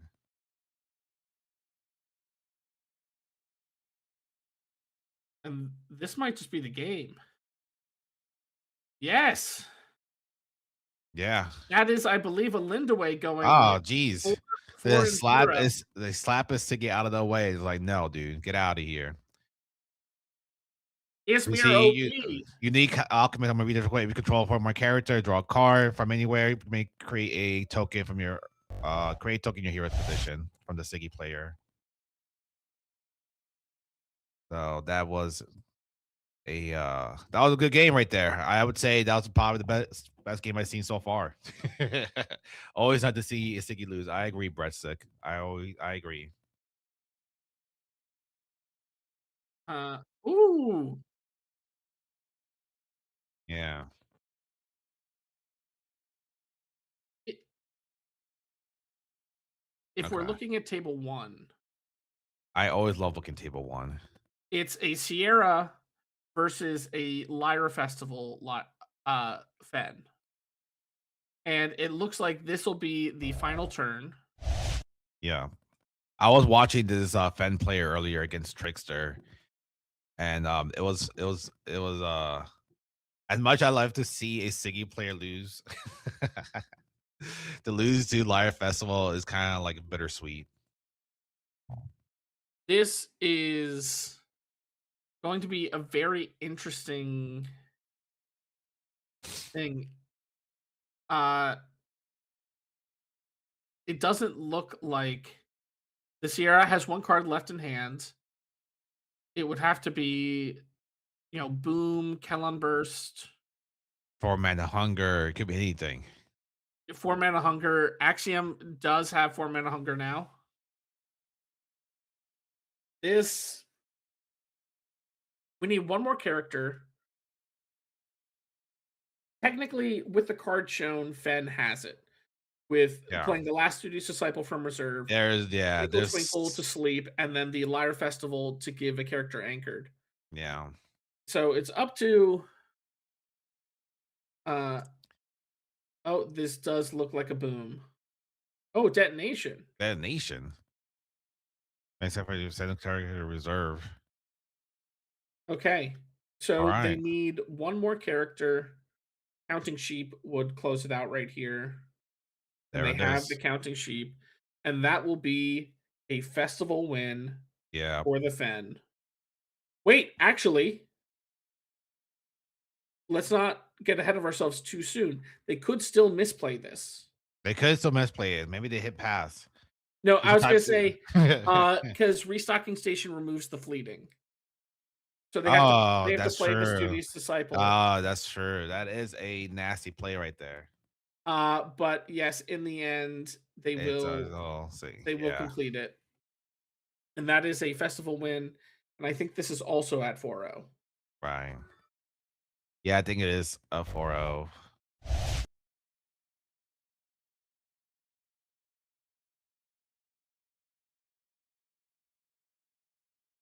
Uh You oh, throw it on important to the note, that the Fen we just saw technically is has 4 points, but one was against a drop. Oh, okay. And I'm so it seems like they're in sixth place at 4-0, but that might affect their tiebreakers. We they had to Yeah, buy round 1. Okay. we have currently 9 undefeated players. SF Fred, Romomo, Zoa, Zoa, who we just saw on Lindaway, Tato Mate, Tempetet de Longniege. I was gonna say I know them as Tempet. I want to try and say their whole name, but I probably butchered it. I want you to keep going. Say the whole name for everyone. I love this. uh, Papiette, who we just saw on the Fan Festival, Svelte Belt, who I don't know what they're on, but They I would usually get Bravos I player, would say I would usually. guess Kojo, Yeah. because I know that they're on Bravos normally. Uh, Jolie Rouge George, which I don't know what they're playing, and then our final 4-0 currently is Zero Suit Samus, who we saw on Rin. the Rin. Yeah. So we're seeing some, There's a little bit of diversity. A little bit of yeah. diversity. Yeah, that's good to see. It's always good to see a little bit of diversity. Uh, we have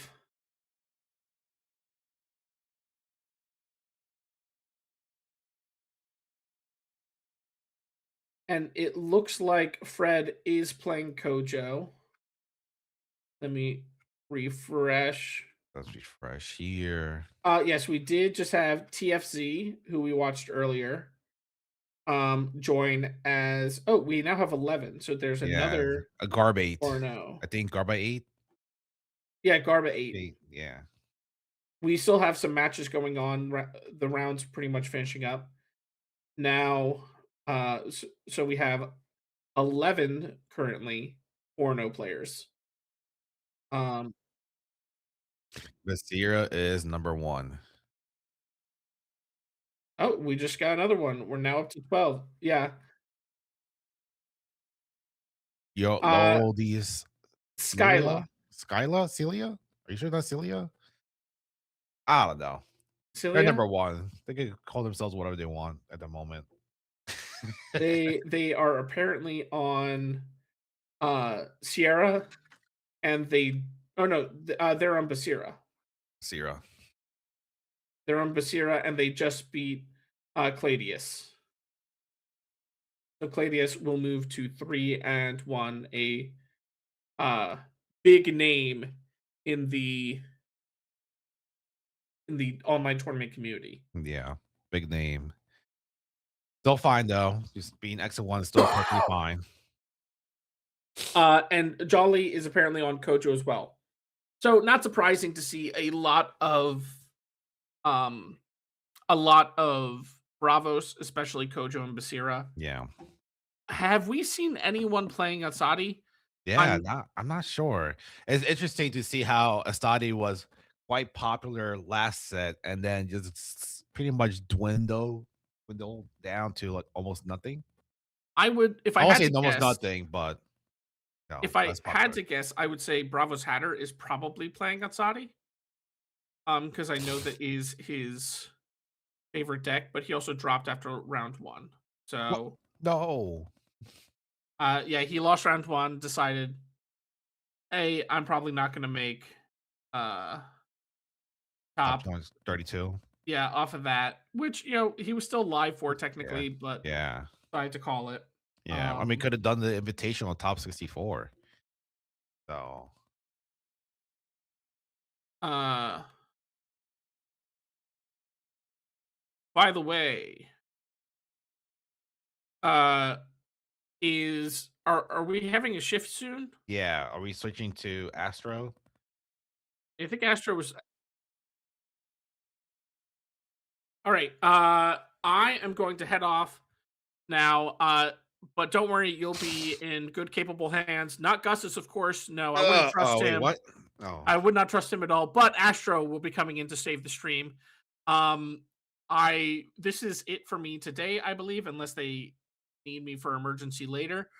I'd like to thank A.W.O.L and Cole for letting me be a part of this, and all you viewers out there for watching. I'm a guy trying.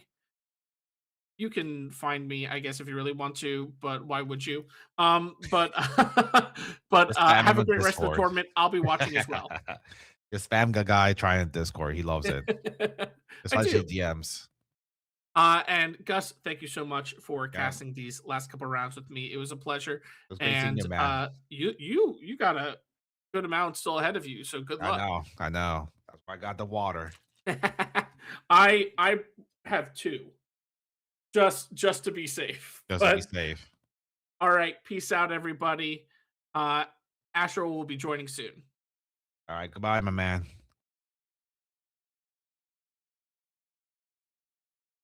I am the lone voice here, guys. So you guys are now part of the Gus Show. So welcome, guys. Welcome to the Gus Show. You can win. I don't really have anything cool on my desk. I had. Oh, never mind. I just broke another thing. You know what? Never mind. Can we just go to table 59 since we are gonna be just soloing here for a little bit till actually wait, I think it ended. Nope. Or table 65, sorry. Table 65. I lied. Go straight to table 65. We'll just watch a game till Astro joins us. We got Golrang versus Lindaway, hoping that Paul puts me on table 65. All right. He says something insulting to me, so now I have to go to Texas and challenge him. But that's fine for now. So we are seeing Golrang versus Lindaway. We are seeing I would not be expecting a common hunger being shown to me at the moment. That is that is interesting. I did not expect that. And we got a unique dong dush. Sorry. Dong dish. I don't know why I'm laughing. I'm sorry. I'm a child sometimes. I absolutely sorry, chat. I'm sorry. Give my hottest take about the tournament so far. I think the hottest take is not expecting Ren being shown. Period. I didn't realize the absolute power of a session Ren. I've been kind of AFK for like a month and a half just from life and and holidays and stuff. So didn't really expect. Stop laughing. I can't. You cannot. The thing about me is I cannot stop laughing. If you ever talk to me personally, I just don't laugh. I don't stop laughing. Anyways, I wanted to read the unique from Dong here. First started laughing. From hand, I mean, play from hand. If each of your character, if each your expedition is behind or tied, you make exhaust target character reserve. Your hero expedition is behind. People can stop playing the cards. I can read cards. If your hero is behind, you may the from hand or from anywhere, and reserve ability which ability cannot be active. From anywhere you control token, each character you other than me gains a boost. And then you got a Miri Curie from Linda Way. Play from hand, the target player discard, and then target is fleet. And hello, Astro. Hello, can you hear me? Yes, I can hear you, but can the stream hear you? We'll find out. We need Astro to save from Gus. I'm fine. I'm just a man child sometimes. Just sometimes. Astro, how are you doing? Well, Are I'm a literal you child, so are you on the same table I'm in right now? I'm about to be 65, was it? Yes. They just played a common hunger to obliterate Golrang. Interesting. I don't think I've ever seen somebody play Common Hunger in Attorney before. Yeah. Whoever said that in chat, don't make me feel that old. Please. What? Please do not do that. My birthday is in a couple days, and I don't appreciate that one bit. Alrighty, I'm on the table. All right. So you guys are just tied in expedition at the moment. How you been feeling about the tournament so far, Astro? Honestly, it's been pretty exciting. I did not expect it to be this big for sure. Like just look at this. We've got what 30 spectators on this single table. It has been Yeah. going on for a while, as you can Yeah. I tell. think this might be the last table. Wow. A Kurakami Unbound. I thought I'm the only person who plays this card. Okay. There are 2 Common Hungers on the board and a Kurokwami. This is really cool. Yeah, I think this person is playing more of like a hand control type of deck. Mm, And I believe like they just Baku from the recycled Linda Way. this card just this day. Seems like it. I mean, I think Yeah. this Linda Way is like having the best time of their life because Goldrang is usually slow at the beginning. So now they're able to Mhm. like increase their mana and they just play whatever they want. Ooh, an attorney coming out. Interesting. More stall. A unique attorney coming out.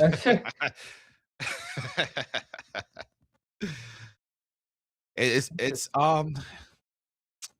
yeah, yeah, they're just trying to do more hand control. Oh, These were wow. It yeah, Baku unique. Okay, so yeah, as 4 mana from hand, 2 from reserve, 2/2, and that's a lot of effects. When my expedition fails, the regular effect, draw a card. You may put a card from your hand in reserve. If you do, target character gains 1 boost, and also from hand, target opponent discards a card from their hand. yeah, like, Wow, that yeah, was brutal for Golrang. yeah, Golrang. and they actually, the fact to see common Bakus, Yeah, I I know this was is yeah, where are the rare I'm we've assuming got they just common say Baku. I'm assuming for them, they're like, "We don't need that many, discards," Hmm, because I'm sure Older Unique does discard something, so I'm assuming that's their reasoning, and maybe use rares for other slots as well. makes sense. I kinda like the idea.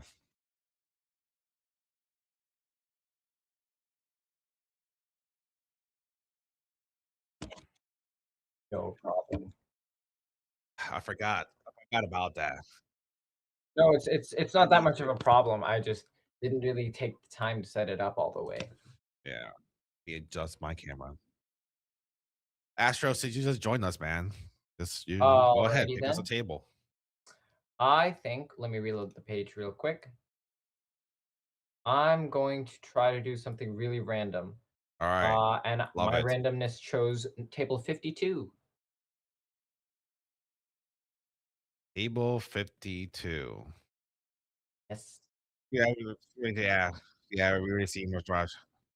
Got it. 53 would be fine. It hung it behind me? No. No. That's that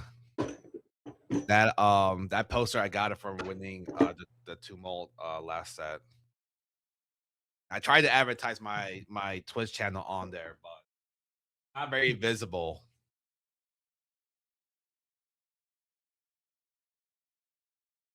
Yeah, that's true.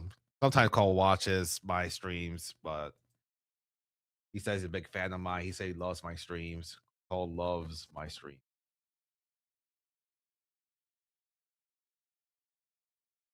12 undefeated players left. Who would be number one? I guess only like what 6 or 7 of them will be number one, technically. But who will be number one? Number one. I forgot what table it was. With the 53, I had to refresh my my game. Ah, there we go. I'm in as All right. well.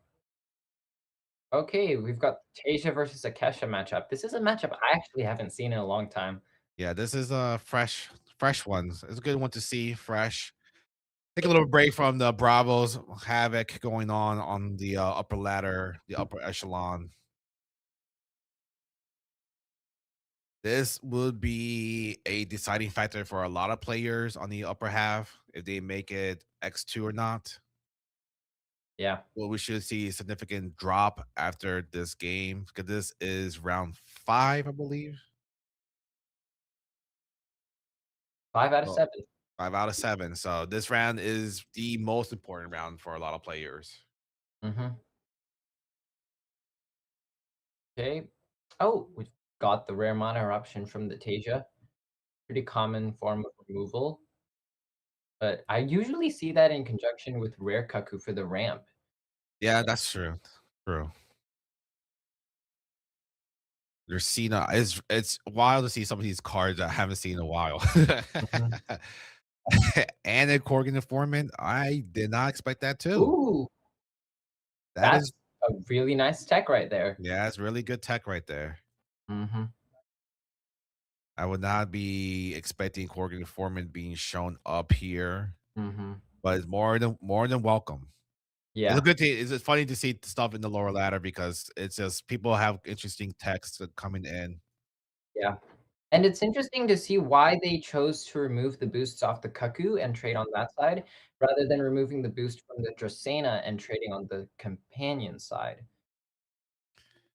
I guess you would get more out of the Corgan informant because Golfer Cuckoos had 2 boosts and you had to do up to 2, but you don't necessarily have to.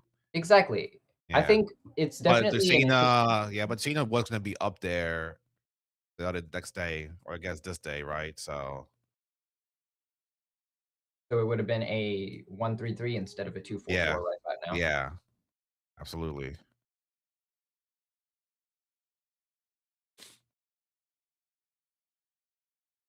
Game state not bad for the Kesha right now. Being able to sabotage that Kaku really hurts Tasia's game plan. Gonna have to play more cards from hand, which might take up their reserve. Oh, and Dollars for they've got an Cuckoo. anchored Kaku. Another Interesting. one. This is like Cole Robbie's favorite card, I believe. This little Interesting. bird. Yeah, and it fares well. Ironically, lots of people say that it fares a lot better in Bravos, especially with Basira. I think it still has it. I think it still has its place in Muna, especially with the new hero Kari that it was pretty much designed for. I Right. really like the design of this card, to be honest. Yeah, I do too. It's nice, simple, and but Not overrated. It is definitely Cole just said it was overrated. It's definitely not overrated. I know you love this card. What are you calling it overrated for? All right, I guess never fine. I guess Cole Robbie hates Colorful Cuckoo because it's overrated.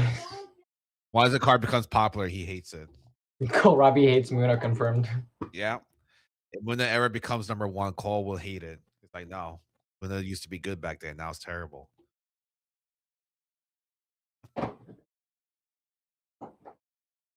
But yeah, I don't think we're gonna see much action going on here for Kesha. I'm assuming not really understanding what their game plan here is just yet.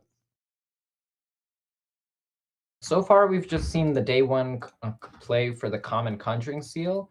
That has set up their hand quite nicely coming into this game with still 5 cards left in their hand after manning compared to Tasia's 2, if they do choose to mana here. Yeah, So that has, with just a 1 expedition deficit, Akesha definitely has a chance in this game. And we've yet to see really what type of deck that they're running. The Korgan Informant so far has been really the only unexpected card that we've seen. that is true. That is true. Well, this is still day 4. It's still a lot of things going on here. I mean, we understand Yasmir has a lot of cards to counterplay, a lot of removal, a lot of pushback, exhausting the Dracaena, making the Tasia player once again to play more cards from hand. Yep. We see another. Oh, wow. I guess they might play another Ryan Fraud to say, hey, you can't play that too. That would be Yep. ideal. Oh, Yep, yeah. exactly. And with nothing to target for the Requiem, Tasia's going to be Yeah, forced to what? Overflow their reserve by 3? yeah. Just to catch up things, I suppose. Doesn't play another Dracaena. Imagine. He's gotten that's his second Floral Tent, also his Yeah. second Colorful Cuckoo, and also his second Dracaena. Oh, A unique instead, yeah. interesting. A Keelan Elemental. Is it one of those perm anchors? It seems to be a 3 cost, 2 Yep. cost, 2/2/2 with played from anywhere. If you control 2 or more plants other than me, target character gains 1 boost. And when a character you control gains 1 or more boosts, yep, up to 1 can cost or less character gains anchor. Yeah. So one unique here for multi-anchoring shenanigans, but the Cenas were gonna be. I'm assuming that the Cena was the plan originally, but may not fare well now at this point.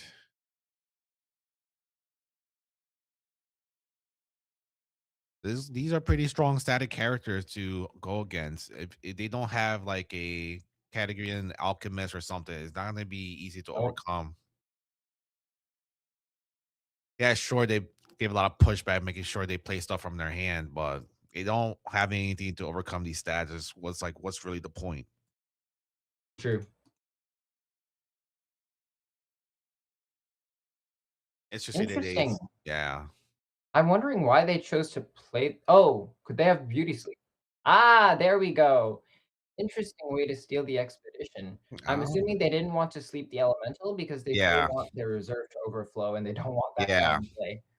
yeah. Because now they got 5 cards from going straight to the reserve, and gotta just which one do you pick? Which one do you lose? Do you just get rid of your thing and say this multi-anchoring plan might not work out? I think the No, yeah, yeah, there we yeah, go. I was gonna say floral tent plus the unique seems like it's going to be the best play because with Tasia being first, they're likely going to be able to get that unique out first and re-anchor that colorful cuckoo, which is already on a floral tent itself. So it's not going to be able to be something like off you go. right.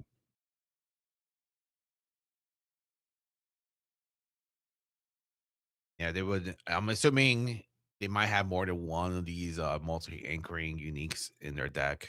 Uh-huh. I would say I think it'd be more ideal for them to play it first, or they don't to get sabotage, since Yasmirs do have a bit more sabotage heavy cards in their deck Yep. sometimes. Not all the As we've time. seen, the Tooth Fairy and Rhyme Frost. Yeah. The Fairy, Ryan Frost, they could have Yasmir Signet as well, do sabotage. Suha. There's a lot of options with sabotage for Yasmir. I I didn't realize until now. I mean, Ryan Frost doesn't sabotage the exhaust, but still. I mean, look at how much damage that exhaust really did. Yeah.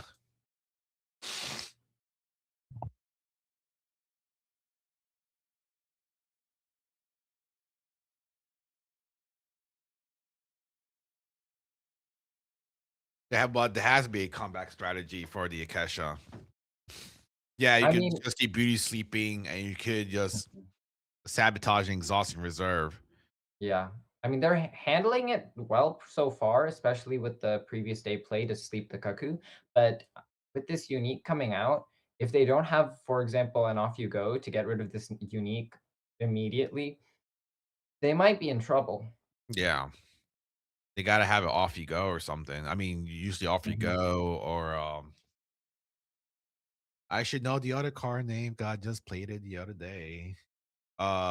Yes, we're saying that no, the yes, saying does not push it off because It it because needs it's to hand be cost less. 3. Yeah, That's actually one yeah. good So reason that off you go. Yeah, off you go would be one of the best options here.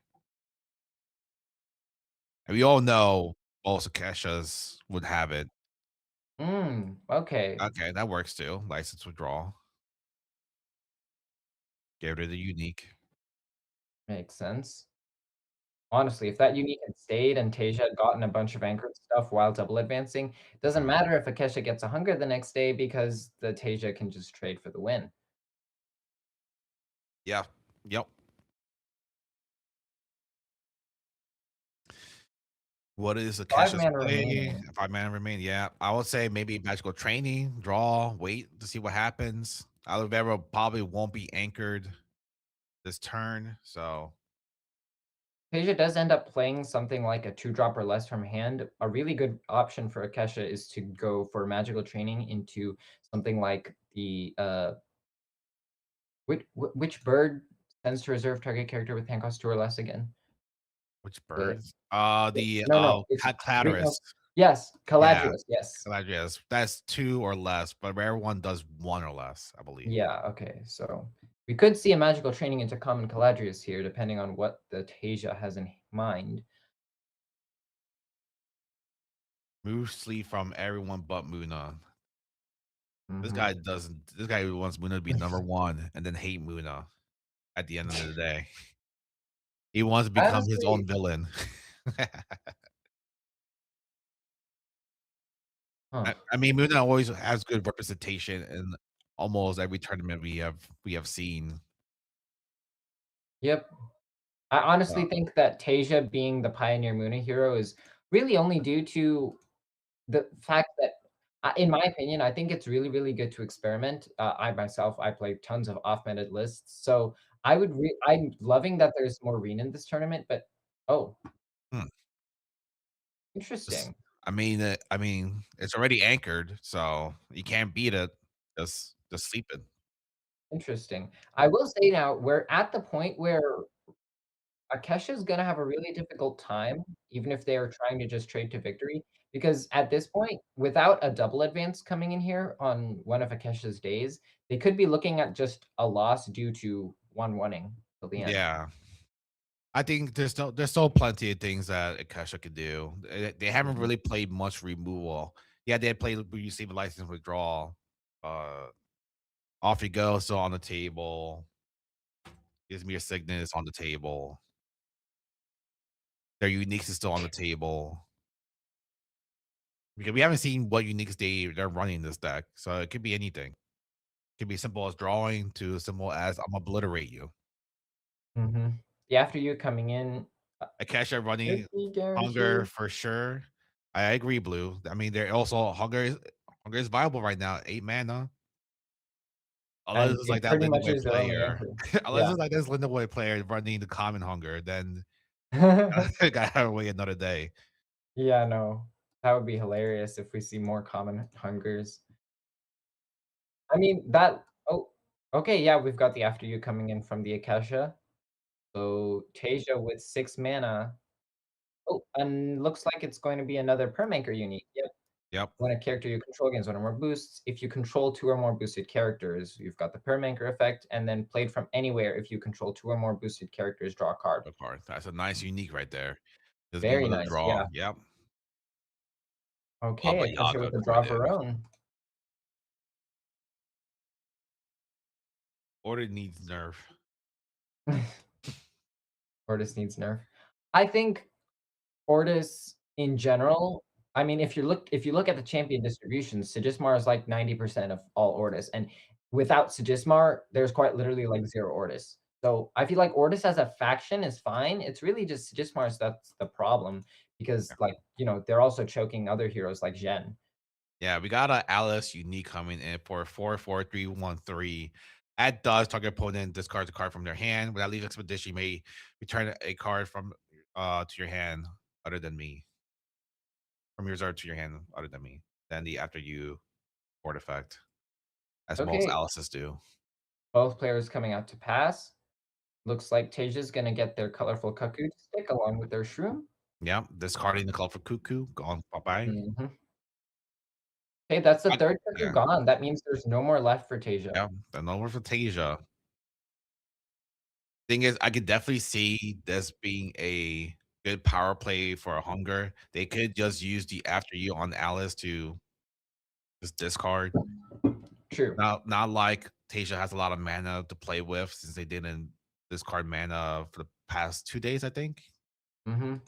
On top of that, with Tasia being first, it's looking like they're probably not going to be able to avoid the hunger with the amount of mana and the supportability from the unique that Akecha has.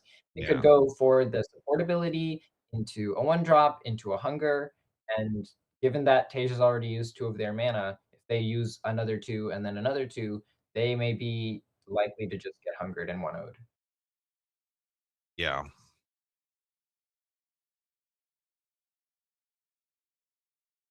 Hey, we've got the supportability from from the Alice for the after you as expected.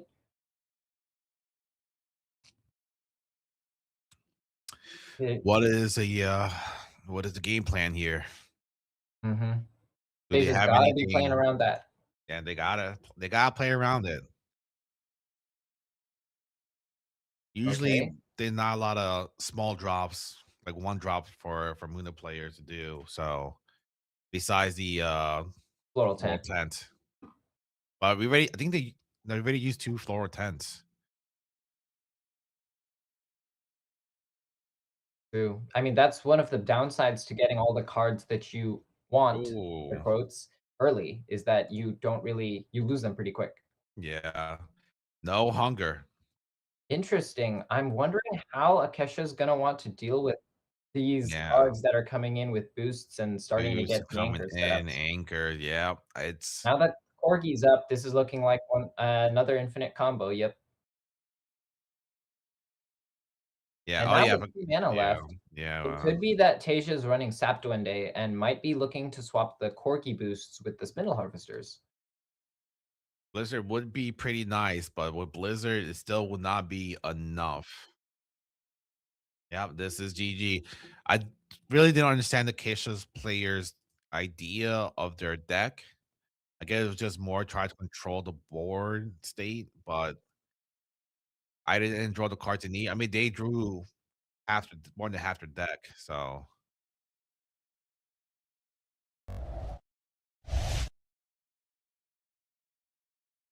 I mean, alrighty. you could be saying that, but at the same time, when you look at Tasia's side, Tasia's Yeah. also drawn a similar number of cards slash Yeah, boost cards. yeah. That's what I was So saying. I can see well, I don't see the idea of the deck, but that's besides the point. We are pretty much halfway done, if not almost 75% done of round 5 here. The one want to go to table one? table Sure, 1, why not? yeah, we're going to stay to It table looks like 1. We got wow, 2 we're gonna be undefeated seeing the players here coming at it. One would be defeated, one won't be, and that's pretty much how the game works, honestly. can't leave the match with 2 undefeated players. Oh, Yeah, and looks like another okay. Live Festival win. I don't think a lot of people were prepared for Live Festival, which I guess Papiet here is taking advantage of. Yep. Seems like there's already a Requiem in the discard pile for Zero Suit Samus. I'm Yeah. wondering what that Requiem was used on. Doo-doo-doo. Well, we got Zero Suit Samus losing their undefeated record. Poppyet is still undefeated with their weird round one bye. So I don't think that's going to affect them now for sure since they won round five. So they're pretty much guaranteed. I think they're with their round one bye. Do they still have it? I don't know. It's just kind of no. I'm It not should be quite fine. sure how it Yeah, works, but because round one bye.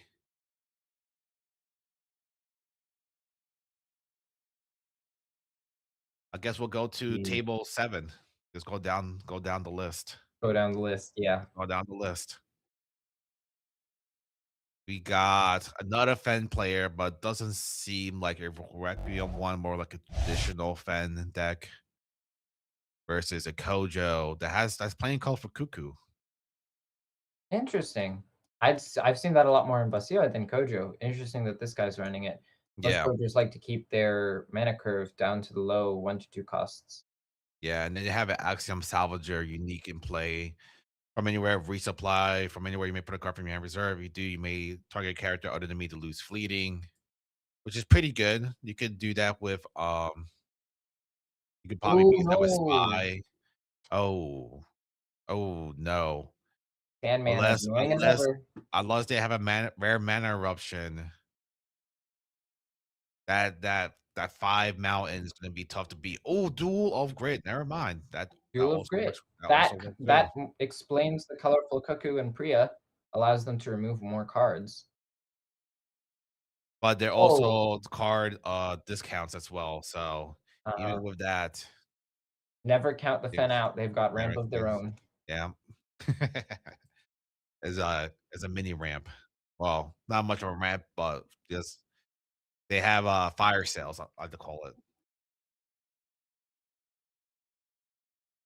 You got a traditional fan player winning against a Kojo Mhm. player with their colorful cuckoo.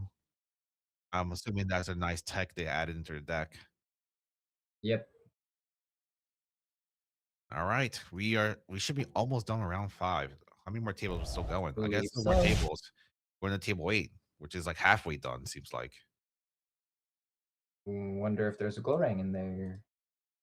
there is a Ordis, but not a Golrang, a Oh, is Siggy, it? Ooh, okay, interesting. and a Trist. Wonder how the game's going on. Ordis needs a buff. Not gonna lie. I mean, we haven't seen a lot of performing Ordises in this tournament, as far Yeah. as I can tell. Wow. As I recall, the discard pile is ordered by time chronologically. So looking at the discard of the Trace player, you can see 3 uniques, all as in the first Straight, 3 cards. yeah. Boom, boom, boom. All boosting. All have the 2 of them have the Anasi's effect. The other one is just more drawing. And to use all your uniques early on. Yep. We do have one for the Gismar, just with 4 cost 2/2 Kakoba, with a couple of things like at dusk, if you control 4 or more characters, draw 2 cards. When another non-token character, create a hero Ordis recruit in your hero expedition, and play from hand, create an Ordis recruit in your companion expedition. Yeah.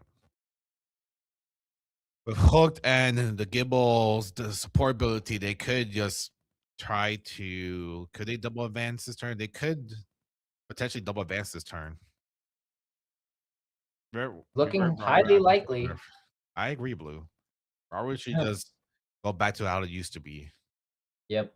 You know what? Just undo every single changes. Just make everything go back Yeah. to normal.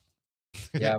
We'll see what happens once the changes get here. It really is kind of the trifecta of Ortis, Bravos, Axiom, where Ortis struggles more into like Axiom and like Bravos. Bravos is like on top in like general matchups, and then you've got Traced, of course, who is just really good in those countering the Kojos and Kojos and Strategist bars by matching or even going under their mana curves with all of the one drops, especially that Traced runs. Yep. Interesting. Okay, Trace passes here, which gives them a 1-0. But with that Frankenstein leaving, it's seeming like they are running a bit low on characters. I think Yeah. with Sigismar top decking, this is gonna make it a lot easier for Trace to, oh, I was gonna say make it easier for Trace to mana, but I guess neither player decides to mana here. I don't think Trickster wants to mana anything at this point.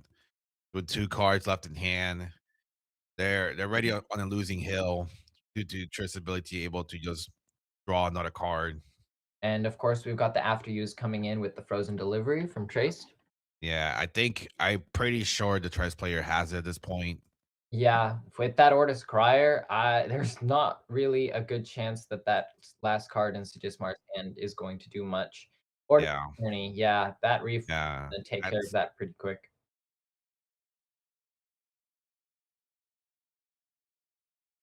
With 8 mana left and Sigismar out of cards, this is looking like a win for the Traced.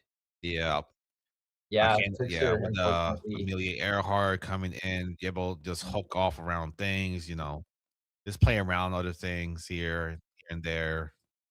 Yep, Trickster, unfortunately. I mean, looking at the discard pile, looks like he's running a pretty standard Sigismar list. Only thing out of note is the rare Foundry mechanic.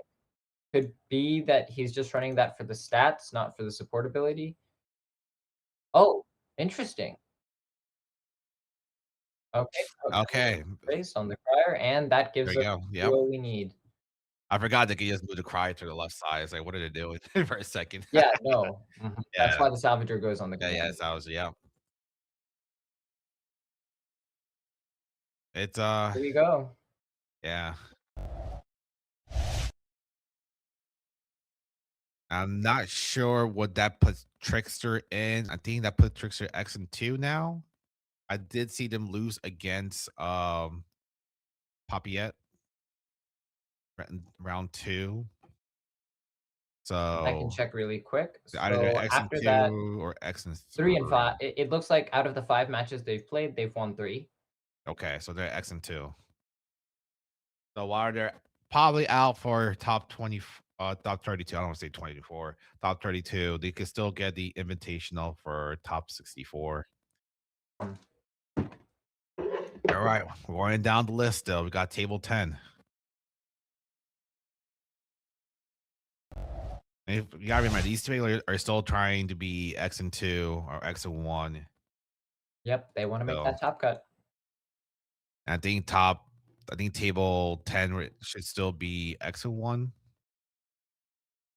Table 10 has 2 Siggies versus each Yeah. other. Okay, I guess that makes up for the Yep. lack of Siggies we saw earlier. Yeah, they're all in the little X and 1, X and 2, ladders at the moment. Okay, we're moving into tiebreaker on this one. Both Siggies very, very similar, similar in their resources. It's funny, I think the Sigismar mirror match is one of the most interesting because it almost effectively cancels out, they almost effectively cancel out each other's abilities, unlike, say, in a Kojo matchup where in the Kojo mirror, you've got the Buddha on each side, and that affects each individual day. You've just got Sig where you've got a 1/1/1 on one side, 1/1/1 in the same expedition on the other side, and the recruit basically just becomes an extra character for things like charge or teamwork training. Yeah, absolutely. We do have a unique, monolith rune scribe coming in with a non-token character join expedition. If you control a token, which, all Siggies do, you create another token in your hero expedition. Mhm. I think one thing that might be really interesting, like just as a card concept, is a card that specifically targets tokens for removal, but goes wide rather than Right. something like rather than something like common bait or the Caladrius that we talked about earlier. Something that goes wide and like a mini Kraken's Wrath, but for tokens, would be really, really interesting in toning down Sig. Well, isn't, like, County Sheep considered, like, one of them? The reason I don't say counting sheep is because it effectively, again, sleep nullifies it for this day, which is great if you're on a last Yeah, day, like in tiebreaker here. yeah, But something like something that Izmir has access to, or something that Muna has because I want to say counting sheep's great. I do love counting sheep, but it's not as useful into Siggy since he still has plenty of non-token characters that True. are. I I want to say you're probably right about that. I didn't have counting sheep in my mind when I said that question out loud. But I know, but I think is counter sheep is where you're trying to say removal, and counter sheep's not really removal. It's only good yeah, in like because certain it's still. situations where whatever you're trying to do, right? Mhm. Since they're slept, they're still there. They still activate all of the uniques that are like this one. That's like when a non-token character joins. If you control a token, and like the Kakoba that we saw earlier, that are like if you control four or more characters. There's Ozmas that are like if you control four or more characters, draw a card, stuff like that. So actual removal for those tokens would really hinder Sig's ability to use those kinds of uniques. Of course, that would probably make the uniques that don't have those conditions even more valuable, but at the same time, it would tone him down a bit. All right, we are now around 6. I think we got to hit the top ladders here since these are now the people that are going to be in the top 32. We're gonna name undefeated table 6. We got SF Fred, Tato Mate, Garb Garbate. 8, Ramono, Tempted, Puppet, Lil D Sila or Skylo. Oh, That's it. Oh no. Lil D Sila Summer. is lost last round. My bad. I was Yeah. honestly I was ready to list like top 12. Yeah. And now look at the Oh, numbers. I'm so sorry about that one. yeah, we've But got 5 yeah, undefeated players. I You could consider Papiet undefeated since he's won every match he yeah, played, but yeah. he had They did get 24. by. So it's kind of like a weird situation. But they are undefeated. They should be making it to they should be making it to the top 32. I was gonna say, do you want table 3? You know what? Why not? Good odd number. Yeah. The voice in our head definitely didn't tell us to go to table 3. What's yeah. I tell you Yeah. right now though, I have played Garbage 8 plenty of times in the middle of the night, and I'm thinking to myself, this person should be sleeping. And I don't remember what deck they usually play. I just remember just going against them around like 1 in the morning EST, and I'm like, this guy is supposed to be like sleeping right now. All right, I am in. We got Triss versus Basira. Asira. Okay. We're a pretty good strong start for Basira with the Suha, trying to get rid of either the hooked or the Axum Salvager. Mhm. Strong thing about it as well is that since it's not during the afternoon, Trace isn't gonna get his counter like he does with normal sabotage. Yeah, that's why I'm thinking that the reserve from the expedition abilities are becoming more popular as Triss becomes more of a nuisance.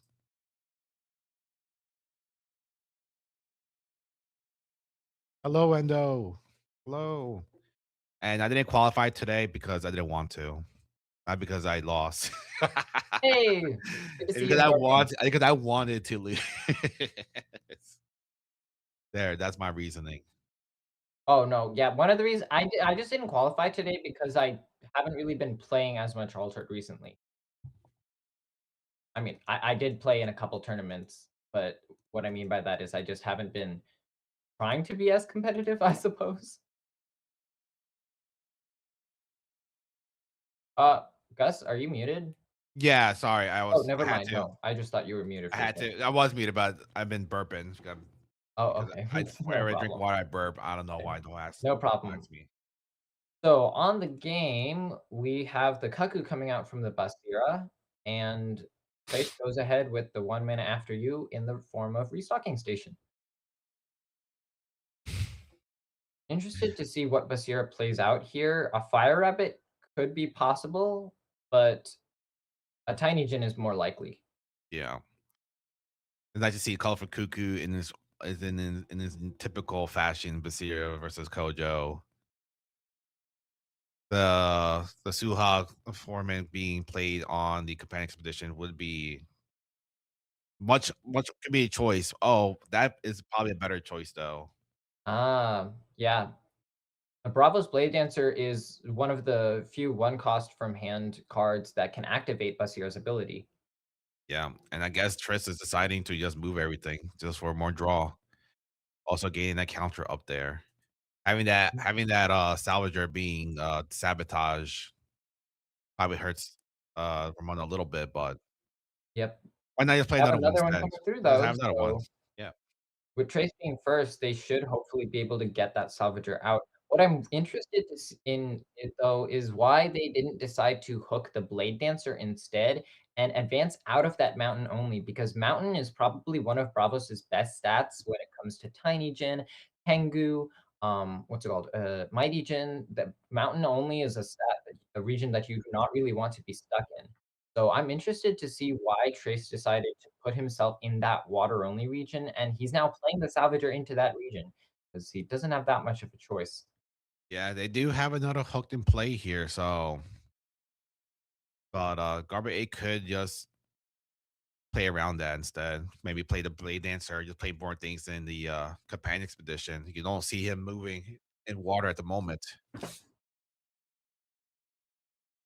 Oh, okay. Basir goes with their own one cost after you in the form of Suha, also a zero stat in water.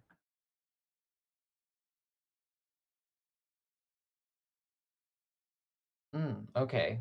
Yeah, I don't think these are the cards they that the Triss is hoping to top deck with the resupplies. No. Uh-uh. Oh, we got the Wow. physical training. Okay. Looks like Basir needed a body to put physical training's boosts on. Suha does that job pretty well. Yeah, so now you're forcing them to play another hooked.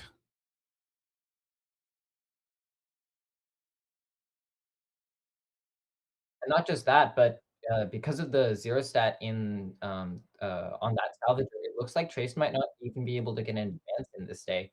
This is what I mean by the regions being so important is because these kinds of biomes, Trace struggles often. Yeah. Well, It's not gonna it will be back again though with the Mhm. thanks to the restocking station, and maybe it'll get a boost this time to actually have one more point in water here. Uh-huh. Oh, the ramp is going to get okay, they decide to ramp the Blade Dancer, interesting. I'm wondering if they have they might be thinking to try and target this colorful cuckoo with, lose fleeting effects, Mhm. because versus a trace, cuckoo is one of it's a pretty good counter, especially when you're one expedition in the lead like this Basira is, because they can confidently like, they're first, they'll easily be able to just play the cuckoo onto whatever side they're trying to trade on, and with all of Trace's one drops, this cuckoo is gonna make quick work of them. Yeah. We will see what the game plan is here. I would say that Basir doesn't have to be worried too much about hooked anymore since two has been played early on in the game. They could have potentially uniques to do hooked or maybe a third hook if they're running it. I can't imagine that they're running more than 2 at a time. We do see a avalanche though, not something I see too often, but not uncommon or not rare at least. What I'm trying to say. Any unique Chiron when another character joins expedition, target character gains 1 boost. Interesting. That's a really, really strong unique for only 2 mana from both hand and reserve with an unconditional. Really nice showcase of the art as well. I think that Basira is probably going to be going for the Cuckoo into something like either Tiny Jin or Tengu. Most likely for the fact that the Chiron being able to play 2 characters after that means that you get 2 boosts off of his ability. It is also possible that they instead go for something like a loose fleeting play on the Cuckoo and go in from like Cuckoo into a helping hand or so. Yeah. I mean, they also, if I remember correctly, and I'm pretty sure that obviously, but Bravos players do have restocking station out of faction. Yeah, So they do. That's true. they could have a little counter combo play with that one as well. Oh, interesting. Or they use physical training to just draw. True. I mean, you've got to think about when you're ahead like this, how do you like keep trading while at the same time keep your resources up? Because Right. in the long term, losing your resources hurts way, way more than something like a double advance.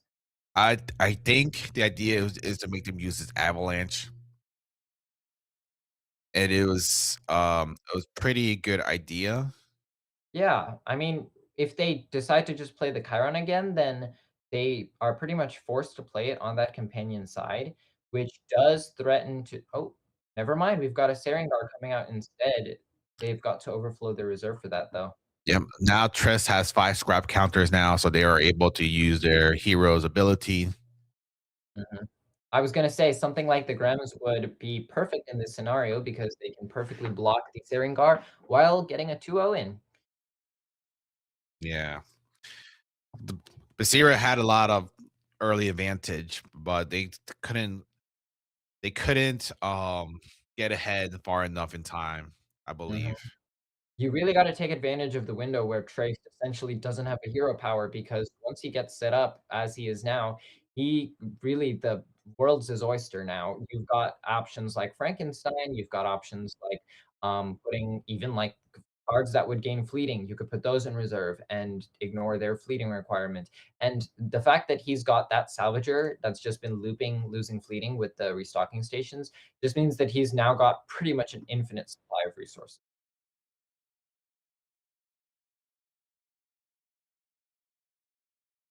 Vibes here are looking pretty sketchy for Basira, not really the best for his unique, or for, the Sarengar. Honestly, I don't know what Basira has in mind for this day, but we'll have to see what they go with first. Okay, Trace starting with the Salvager, of course, for the after UN resupply. He did choose to give it a boost with the Bastion, so hasn't used his ability yet, probably just waiting to see what Basira plays. Oh, Ahlut, okay. Big guy, interesting. The Clute coming in, that is a good card against Trist, but Mhm. is it gonna be good enough? They Yeah. don't have to worry about Hooked. I'm not sure how many Avalanches they're gonna be playing this deck. It's either 1 or 2. Mhm. I haven't seen anybody just play oh, wow! Trace was The, ready for that with a common Vikey Yankee coming in. Mikey is a good tech, especially against Basira. Yep, I'm really good card to sure, get 1 or 2 copies of. yeah, I'm sure the Basira is not too happy about seeing that card at the moment. Mhm.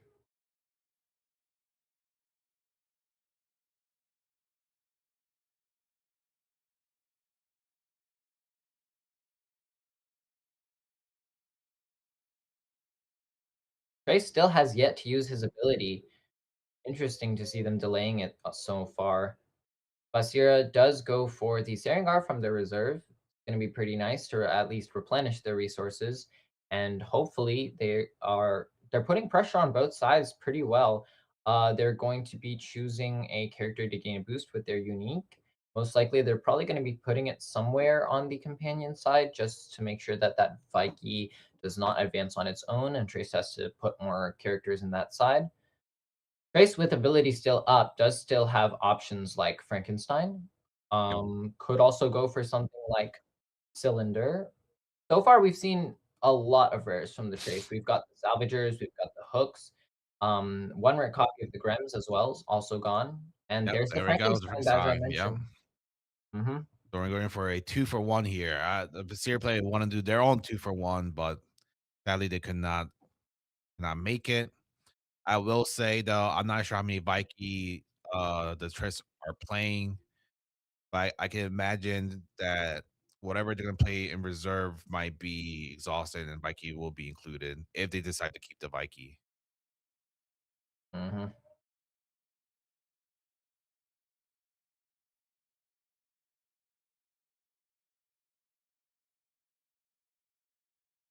Board state looking pretty good for the Trace tier. One away from winning, while Basira, even with the double advance, can't quite make it to the tiebreaker.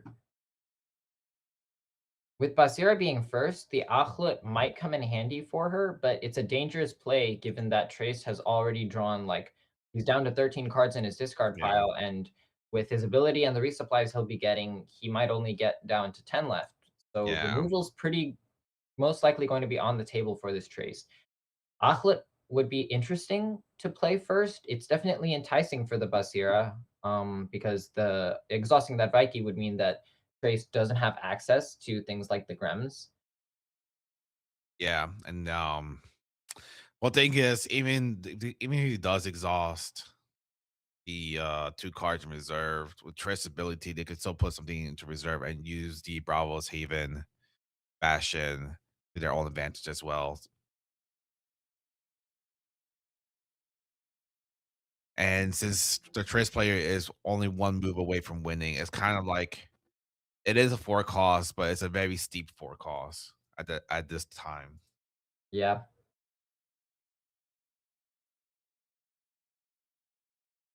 I think it just really depends what they want to do here. We have a unique foundry armor. When non-token character you control gains one or more boosts, create a robot, a brass bug in my expedition. That's what I was trying to say. Yeah. I get the So idea of playing that first, but yeah. maybe they won't play the clue. I suppose then they're gonna say Mhm. no. We'll have to see if Traced wants to play for the Achlut and decides to go with Vaiki first here, or if they want to just go straight into something like the Grems and use their mana that they would for Vaiki on something else. There we go. Okay. Traced probably going to be sacrificing this Bastion, looking to make this the last day of the game. Yeah, for Traces, if they want to make this their Oh, final push. interesting that they're deciding to stack onto the unique side. I'm wondering why they chose to do that, given that the unique Yeah. does create brass bugs in its expedition, not target. So, Yeah, but with that 4 cost included, that was an expensive play right there, yeah. and they have 3 cards in hand, so I can't imagine anything too expensive in their hand. Maybe another Clute if they are running, Mhm. 3 or 2. One of the best things to play here would be something like a Chiron to get another boost for the Foundry Armor's effect, or we could even get 2 drops coming into play. It's interesting because I don't think we've seen a single card from this Basira that cost 1 mana from hand, except for that one common Blade Dancer. So if they maybe they just weren't drawing them earlier in the game, and they now have access to 2 1 drops. Hmm. What 2 1 drop would it be, though? Would it be I guess it's Tiny Jin, maybe it's Bushi. You got Fire Rabbit as well. There's a couple options. Mhm. I think Fire Rabbit plus Blade Dancer would probably be A Dancer Basira's too. best bet. Or a unique Ozma. Control 2 more boosted characters. At dusk, draw a card. And we see Blizzard. Oh. I love it. Rare Incredible. Avalanche A and a Rare Blizzard. Blizzard. Oh, man. This Triss is running So, removal, dude. This guy's cheating. I wouldn't He say does he's cheating. He's does probably he just not wasting his know the mana. rules of Triss? You do not run removal. I mean, when you think about it, Traced is pretty capable of playing similar to Akesha once you get his ability up. Yeah.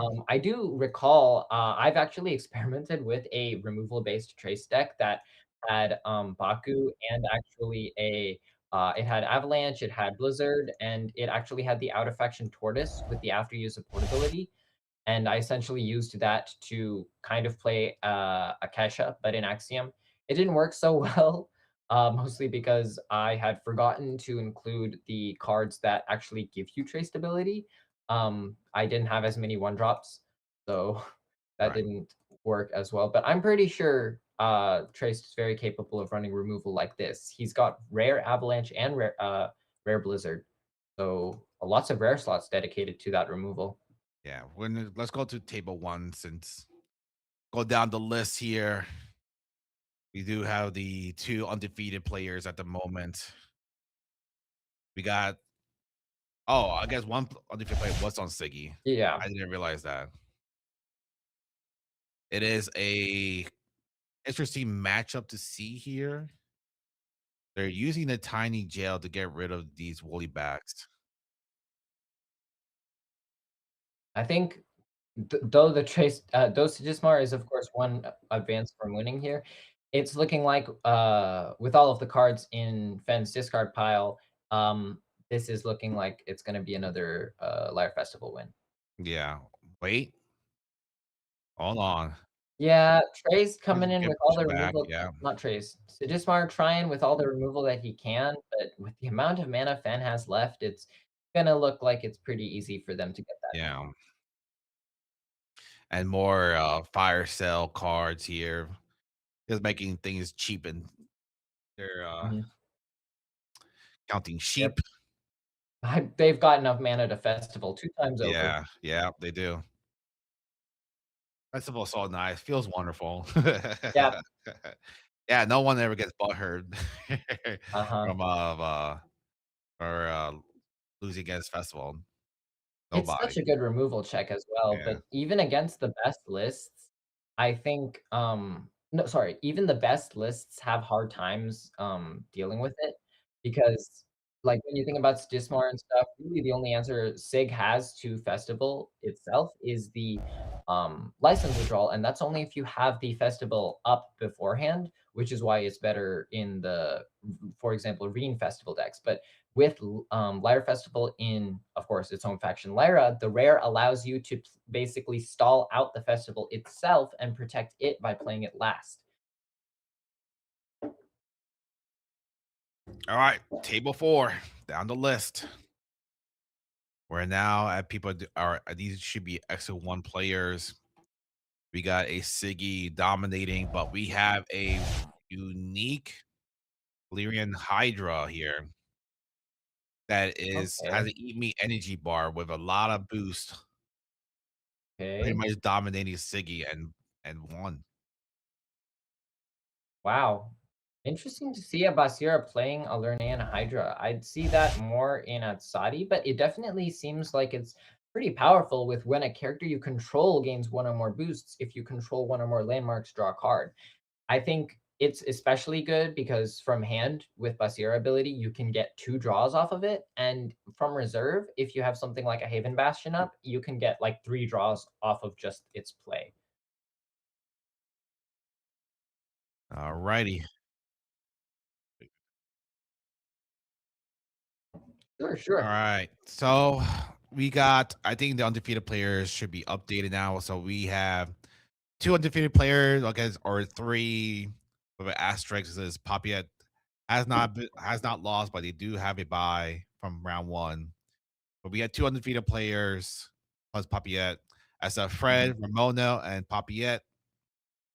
Ramona with Tris, Papiet with Lyra Festival, and SF Fred. I don't know if we've seen SF Fred,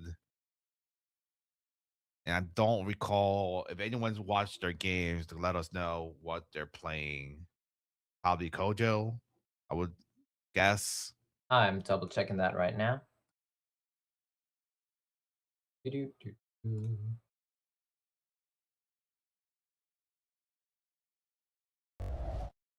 As Astro Chat SF Fred has been playing, Kojo. Kojo. Okay, so we got Kojo undefeated, Trace undefeated, and Lyra Festival undefeated. And now we're gonna go to table 27.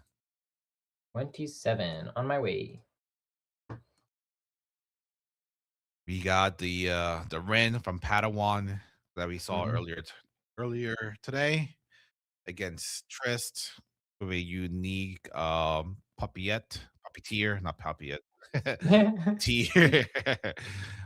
From anywhere you may sacrifice a permanent. If you do, sabotage otherwise resupply from reserve. Play from reserve. You may sacrifice another robot or permanent. If you do, create an airlift token, your landmark, and a support ability. This card to target one character against fleeting. So, Interesting.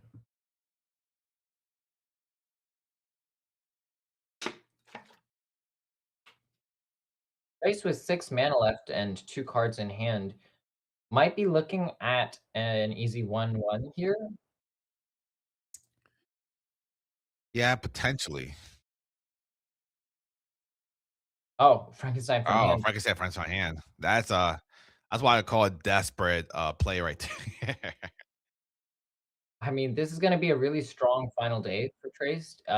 Unless they go to tiebreaker, I'm not quite sure how Reen's going to be dealing with these overstats from reserve. The 2 cost 3/3 is going to be pretty strong once it's doubled up because that's 2 2 mana plays for 3/3 each, and Yeah.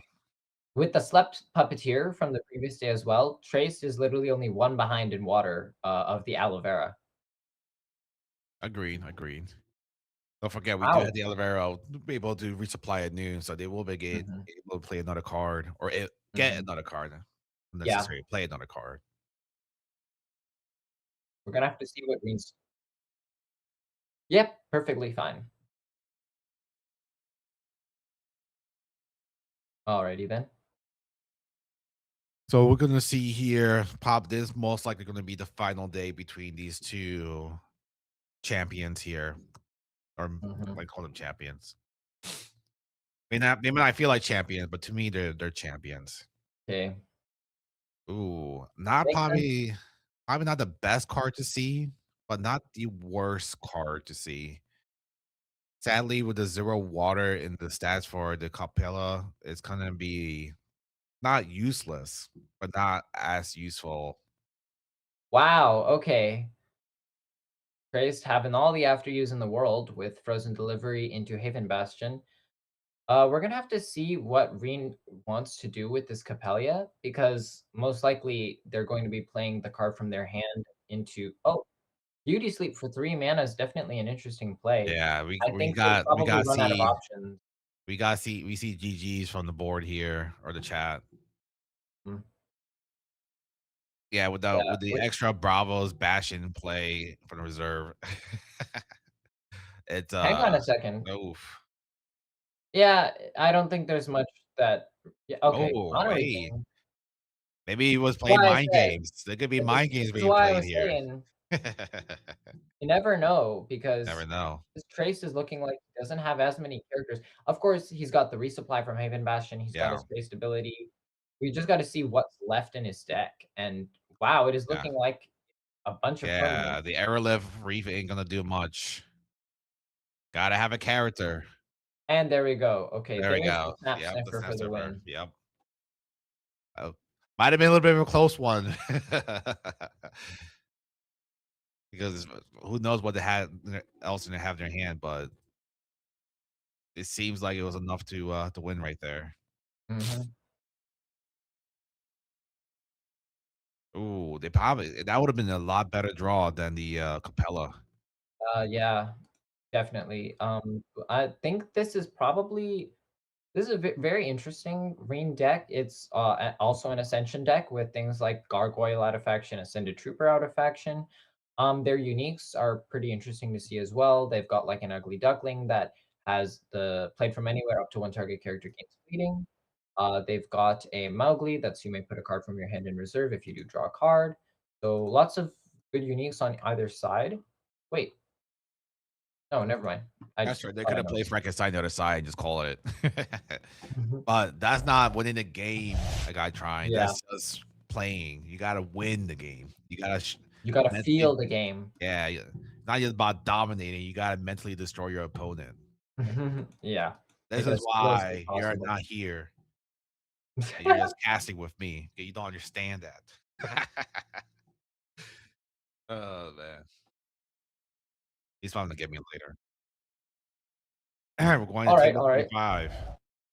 And why am I going to table Oh man, 35? because I know why we're going to table 35.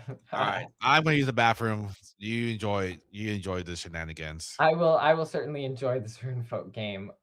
We've got what looks to be like probably the only Waru in the tournament. And oh, okay. On this day where Basir is one away from winning, we've got a hunger coming out. Not instead of trying to stall, looks like they're just trying to get rid of the bountiful meadows that Waru has to make sure that they can't um, use them for extra mana. But honestly, with the likes of license withdrawal from Ortis, I don't think Basir is going to have this hunger staying around. Oh, instead we've got a hypothermia just for the one cost sleep. Very, very interesting. Basir is going to go for a Haven Sarengar. Nice, nice 2-drop. Also probably has a 1-drop in hand as well.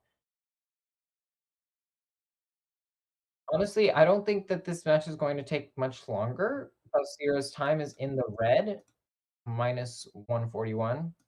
Silas coming out from the War Room for the 10-10-10 stats.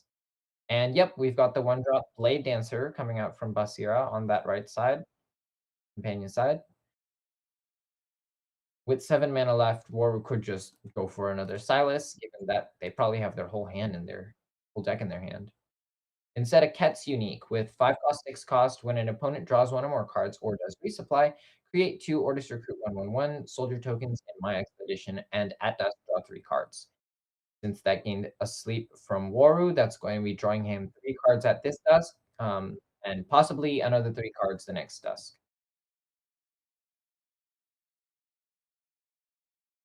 Yeah, with Waru having a 13 cards in his hand right now, it's looking pretty likely he'll just be able to do something like another Hypothermia to get rid of that hunger, given that he's first.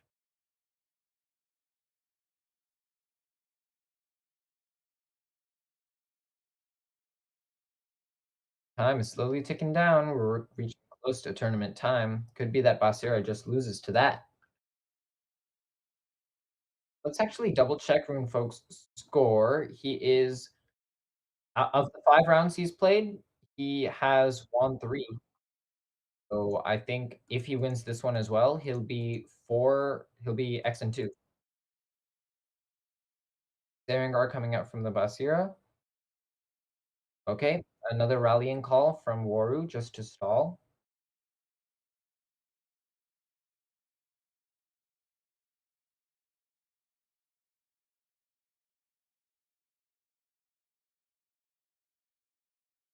Any number of another 1-drop coming up from Basira, a Blade Dancer. Interesting that they're playing it on the companion side, looking like they might want to have a good target.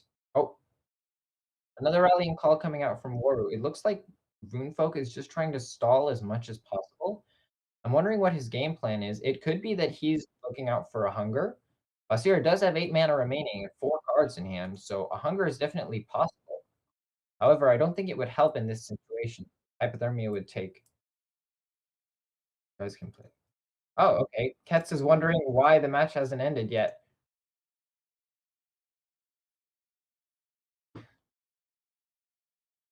Okay, rallying call coming out from Waru once again, and then a Chiron from Basira, boosting itself.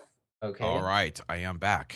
What's going on here? welcome Is the back. game end yet? Not that much. It's basically a battle of after yous because Runefolk has played rallying call 5 times in a row. Oh my god, dude. I would say that this should end like 2 minutes on time.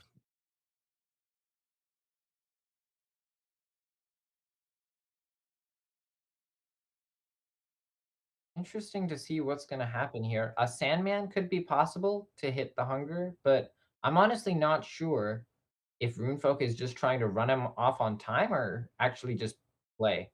Knowing Runefog, he's playing. Okay, He's playing to celebration run day. time. He's playing on time. That's what I was trying to say. Okay. Play on time, trying to make sure Basira use all their resources before ending the day with a no move situation, Uh-huh. spamming the draws, and recycling the discard pile. I'm interested to see why they chose to play 5 rallying calls instead of playing at least 1 hypothermia on their own Kets, but I honestly don't see a way for Basir to get out of Oh this. no, this is pretty much game over for them. I would have Yeah, with this much mana, this should have been a forfeit or can't concede battle pass, they said. interesting.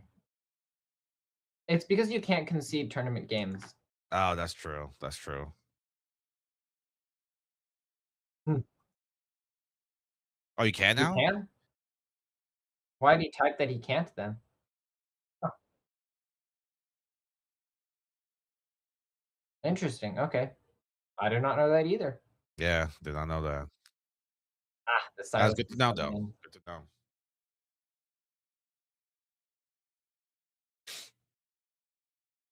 Big stats from those guys. They might as well be Lernaean Hydras with the amount of boosts that they got.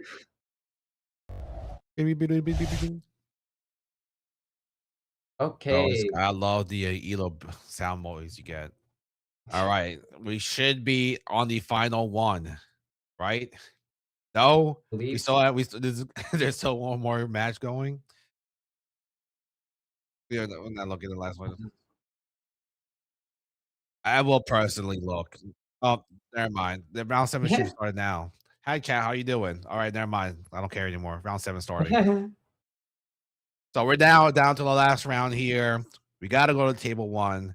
We got two undefeated. Well, two asterisks, two, three asterisks. I don't even know what to call it anymore. Do we just call the person that had to buy undefeated now, or do we not?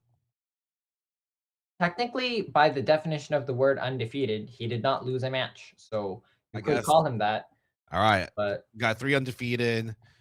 Only two will make it. Well, two. Well, one could actually just make it if the other one tends to lose. Anyway, we're going to table one.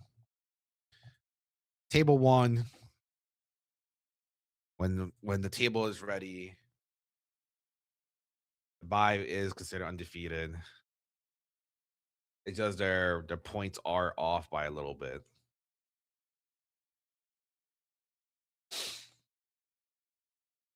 So Astro, as we go into our last match here of the day, yeah, what we are you still go. thinking? I'm pretty. This is the Lyre Festival. Yeah, Popiet's Lyre Festival, right? Yes. I'm wondering because the biggest thing about Fen, and this actually happened to me in one of my tourneys where I believe like the last one I played, I got third on Subash. And part of the reason that that happened was because the Fen that I was up against had all their uniques went into mana, all their important cards went to mana. And so with Popiet being quote unquote undefeated right here, I'm wondering if the luck's gonna be on his side for this match or not, because those Fen manas can sometimes make or break a game. There has been times where I see players. I've seen this in real life where their Lyra Festival ended up being straight into the mana, all three of them. And the person, um, let's say they just left for the rest of the day after round one. Okay, we've got that Paper Herald unique coming out from Papiet, so it's looking like he's not really short on good cards right now. Yeah, what does And what does this paper herald do again? it's just from hand, it gains 2 boosts, so it's a 2 cost 2/3/2, and from reserve, it's a 1 cost 0/1/0. With from reserve, you may put a card from your hand in reserve. If you do, the next card you play this afternoon costs 1 less. Okay, we got a nice little discounted Mhm. paper bug. Perfect discount unique, and as we've seen before, Papiet does not really care about advancing, so he's most likely going to be trying to find that festival, search the hardest that he can. Yes, sir. To get cards in play and play them cheap. Mhm, We do have a Buddha turn coming in and a nice Mighty Jin, rare one, as you like. I think you prefer like my rare Mighty Jin, mhm. and then suitable region with the forest and mountain. Yep. I'm very interested to see why, Kojo decided to put that Tiny Jin into mana, like, by putting the Chiron boost on it, because they could have instead opted instead this day to play, the Chiron and Tiny Jin from reserve, uh, rather than the Mighty Jin, but Yeah, them being 1 mana up this early means that they're just that many steps closer to something like Hunger. right. Oh, I'm not surprised to see the sleep on the Mighty Jin. Just making sure that the Bravos player doesn't draw or ram. Most likely draw. Just yeah. ensure they don't draw for another turn. Mhm. Only 1 card away from top decking right now. Yeah, Gonna yeah. have 3 cards in their hand, 2 after they mana. So Kojo's gonna have to play very, very carefully to make sure that they don't overflow their reserve. What's most likely here is that they're going to be playing the Chiron and 1 card from their hand so that their reserve doesn't overflow, and they should end up with a draw from the Mighty Djinn, which will put their hand back up to 2. Right. That would be the best case scenario here. Mhm. Hathor going to be returning the Magical Training back to his, hand, so Papiet can use it to after you once again. I'm trying to think the how would Fred would play against the Lyra Festival. I'm sure they know they're going against Lyra Festival at this point. Uh-huh. Um, Highly likely given that unique yeah. and the Twinkle Twinkle opera houses, everything that's going on, shifting away from the Anansi style of play and more towards the opera house Oh, play. 2 Mighty Djinns here. Okay, I was not expecting that. That might be really nice for the Kojo to get 2 draws off of these and put his hand up to 3. Yeah, that would be really, really nice. I would say though that Most likely, yeah, given the biomes on the next day, if yeah, Kojo ends yeah, up double advancing here, he's most likely gonna put at least one of those Mighty Djinns into mana, just so that because being in water only means he's not really gonna be in the best position to play, a Mighty Djinn on that hero side, and given that he knows he's up versus a Lyre Festival deck, just trying to trade is not going to work out for him. no, I'm assuming Fred wants to advance as soon as possible before the fan player hits too much mana to start playing Lyra Festival. Yep, it is at dusk, so it doesn't matter if you're 5 away from winning or 1 away from winning. Lyre Festival is gonna cut you short. Got another unique paper hero, draw a card, target one hero gains a sleep. So another opportunity to sleep a Mighty Jin, most likely probably the one they're competing on the companion expedition. Yep, just trying to stall once again, going for another 1/1. Yep. Now that the Mighty Jin is there's no two draw for the Mighty Jin, there's a one draw from the one Mighty Jin.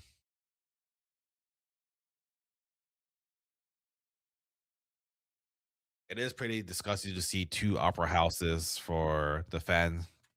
Yep, They're playing very heavy amount of spells. Excited for the demo. There is a demo deck tournament coming. yep. Did they announce a date yet?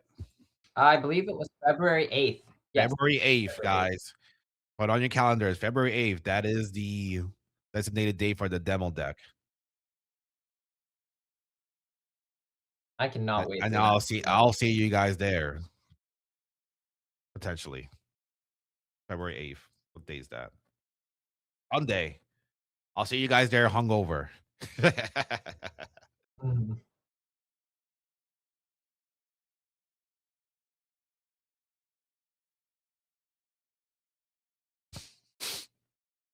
Did they confirm the heroes you're able to play for the demo deck? I Besides the two mean, new ones? I'm pretty sure every faction is going to have, but I'm not sure which heroes. It's highly likely that they're probably gonna give the Axiom one to Della, but for the other factions, it's really all up in the air. They could go back to older heroes, but what's more likely to happen is probably they're gonna give the Sky heroes, another chance. That's fair. Okay. How do they call Robbie has secrets and he's not willing to share? Someone hunt this man down. Interesting to see. Well, I mean, it's not really interesting to see. It's not much of a choice to play the two mighty gens on the companion expedition here. I mean, Papia could use. Oh wait, the problem is that now that the Koja player has Parliament of Ashes, it's going to cost a little bit more just to target their characters. Mhm. But they're also doing the same exact thing. Okay. Parliament of Ashes, pretty good card in both factions. That is true. Now, here's the question. Is Fen going to be keeping that, or is he going to just keep both opera houses? Because, I would say I think they'll keep both opera houses. yeah, I honestly think the Parliament was really just for the search and for the draw. Yeah, The thing about the opera houses is just it's really valuable for getting those counting sheets because, of course, with Fen, you can't choose which mana, and if something goes into mana that you like once it goes into mana, Lyra doesn't really have a way to get it out of there, and so right. you've really got to search through the rest of your deck and make sure that you get at least 1 to 2 copies of the cards that you want in specific. And so now that Fenn's got that Studious Disciple in reserve, the Martingale as well, it's Yeah, looking like this next day is probably in contention to be a festival day. yeah. They decided to do keep the Parliament of Ashes. So something tells me they might got the Lyre Festival in hand and other key Yeah, cards they need, like Counting Sheep. yeah. In that case, once you've already got those, Parliament of Ashes is wow, Ooh, nice. another Once Lyre Parliament of Festival. Ashes is up, oh, Yep, wow. and then Live Festival Counting and Sheep, Counting yeah, Sheep. yeah. Yeah, 2 key cards. I'm assuming they have another Lyre Festival in hand, though. I'm Yeah, assuming. yeah.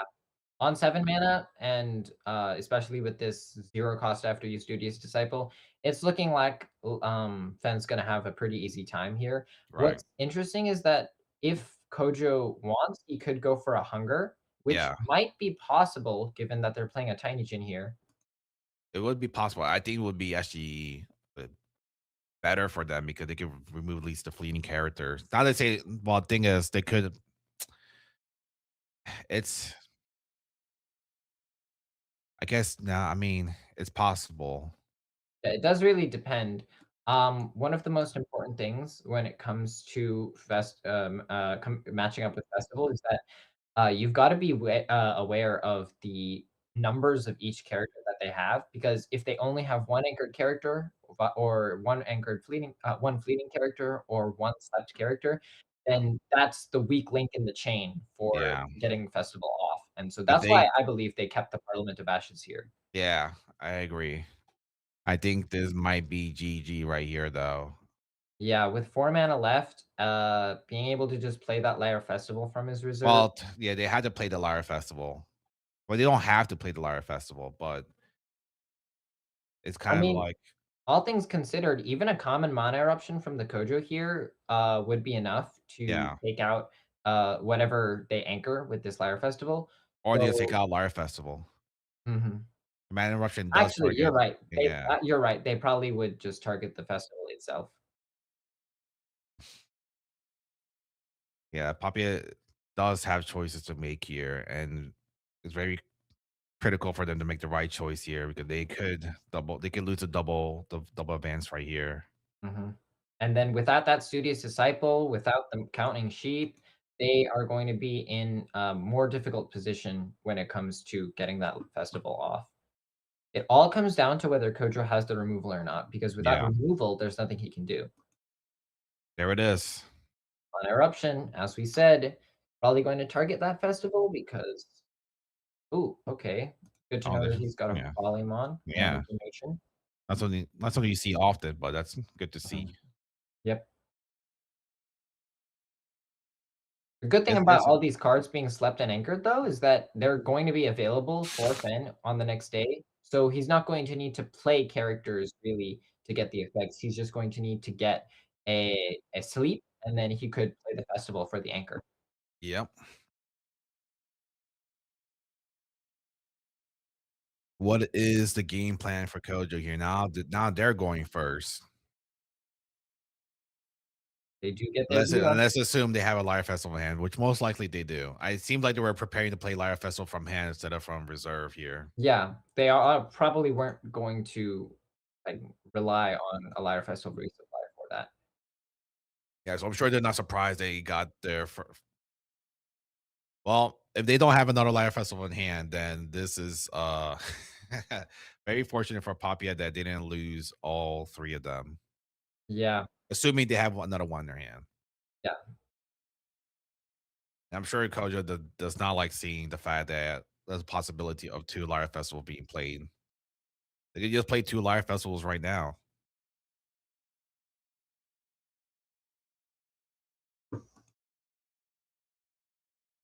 I mean, with 8 mana and all of these characters on the board, it might be possible for Fen to get away with just playing a second festival now Yeah, that Hunger's out of the question.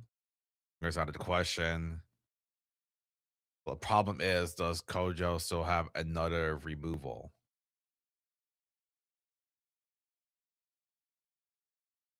Well, even if they remove another Lyre Festival, if they have one hand, I guess they don't want to rely on that chance Uh-huh. of a double removal.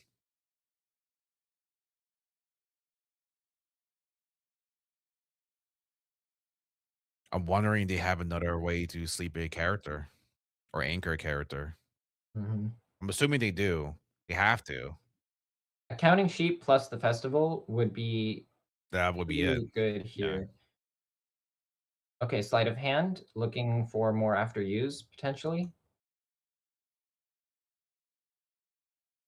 Yeah, Very no, dangerous day. yeah, no cost reduction here. Mm. Fire Festival back in We could be putting hand. cost reduction now, Oh, and there we go. you're absolutely right. My bad. Never count the Fen out when it comes to That's sleight of hand. They can put that's true. the That's true. support abilities in reserve, so things like anchoring, Ooh, things like Hathor. rage. Interesting. Hmm. If they have a removal in hand, if the coach does have a removal in hand, it could potentially be a rare mana eruption. Definitely plausible. Sometimes I see people play one common, one rare, or two rares. Okay, we've got the counting sheep coming in now. Potentially coming in. If Kojo does have removal, it's not gonna help here because that festival is not up, and it Yeah. also yep, there we go. We've got the GG coming out from Yeah, the GG Kojo. coming in. They say GG Artificer because they have rare mana eruption. Oh, never mind. Oh, nothing, no removal would help more them on that eruption. turn since they've got 2 fleeting characters and, more than 2 asleep Yeah. characters. Yeah.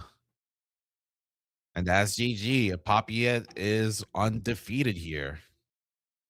So we Wow, got okay. one undefeated champion, but they might not be just because of their bye, they might not end up being number one on the board here. That would be slightly hilarious. But who else is still playing that was undefeated? Um table two. Yeah. So going to table two. Ramono is the last person here that's undefeated. Mhm, They have a pretty strong hunger. Probably obliterated a lot of cards that Chris had. And very weird to see this comparison of their board state here. No move for Mysteria on the companion expedition. No move for the hero expedition for Trist. This is it's kind of strange to see this. 'Cause I think it's kind of funny as well. The following players have have already qualified for day two. mhm, And we'll read that off once the tournament ends here. mhm. Lots of mana for both players. Yeah. Could play the hunger again, but that's a little bit steep for their price probably. I'm not sure who's gonna get it this game. I mean, we got the Tress ability to draw another card. Axiom Salvager unique here. Just put a card from your hand in reserve. You do resupply, restock your station for the after you, one cost. Yep. It's uh it's a hard choice.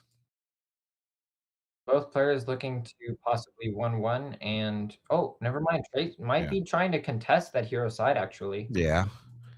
I mean, I would. I don't want to go against a gigantic hunger on Yeah. tiebreaker. I will say, That's a I 6. don't think I have ever seen a board state like this where Yeah. um, the companion side and hero side are on totally opposite extremes. Got Skater coming in, loosen up the Serengar. Scouted. Sorry. I thought it was a plate for him, but no, it's Yeah, a scout. I will say the two restocking stations, that not characters you not they're not characters, but at least they're able to stall out to see what the Basira does. yeah. Not to mention we've got trace ability, so he's okay, not a hunger, instead of Lernaean Hydra unique. 6 Yeah, I know cost, the 6 unique. cost, 0/1/0. Oh, is this I think this is one we just Ooh, saw like earlier. They might have the Emi energy bar to do mm, gigantic, true, I true. recall. Yeah, when I gain 1 or more boosts, draw a card. And of course, it does work kind of well with Eat Me in the way that it has that played from anywhere. If I'm the only character in my expedition, I gain 1 boost per mana orb in your mana zone. Yeah. So Basira being able to give the Hydra another boost means that he'll get another draw off of it. and being able to either play the Eat Me to make it gigantic or do the Talarian Skater to possibly get another draw.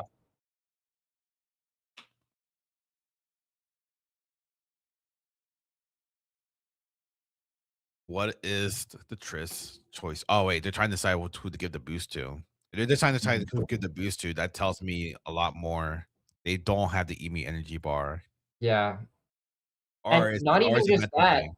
they probably know that the amount of stats on the Hydra is enough if they were to play Eat Me energy bars. They most likely want to see what Trace is doing and, adapt whether or not because one thing's for sure, Eat Me energy bars would just get cooked by Grems. So, That's true. seeing here right now which card Trace puts in a reserve with his ability is going to influence that decision whether he plays Eat Me energy bars or something like this Talarian Skater. Another restocking station. We got the trifecta here. Very interesting to see him put those in Yeah, reserve. That means that he most likely doesn't have something like Dr. Frankenstein or Grems in his hand here. I yeah, think something that might be a lot more likely is Blizzard, because if I remember correctly, this is the guy that plays the rare Blizzard, like the yeah. attachment I think Blizzard. this person plays removal on their Triss, so they have Yeah, Avalanche, Blizzard, Hooked. But they have 5 cards left in their deck, so I'm assuming all the hooks were gone. There's Avalanche gone already. So it could be potentially Blizzard at the end here. They just decided what to Blizzard.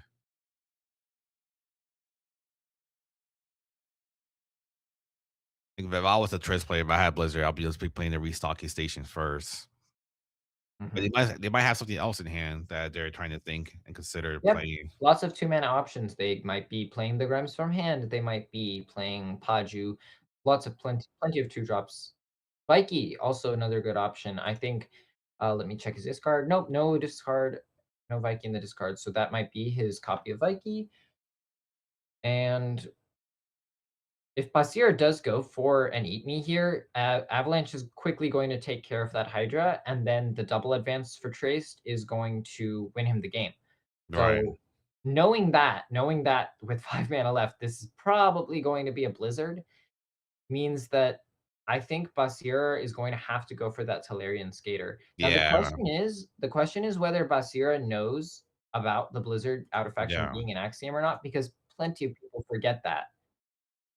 Okay, we've got the Skater coming out. Blizzard isn't going to do as much here. It's either going to take out that left side or take out the right side, Yeah. but it's also If they win him don't the have a game. character, yep, there's Blizzard. Okay. Blizzard, Blizzard go taking that one oh, out. well, yeah. Unfortunately, that means Yeah. Chase is going to not Oh, it's only a overflow his tiebreaker. reserve, but Yeah. he's going to have to deal with that Hunger and the Hydra, both Yeah, tiebreaker. this is a situation you do not want to be in, and I Mhm. think Romo most likely lost this game. Yeah. I won't count Romo out, but it is, it's gonna be tough. It's gonna be very tough.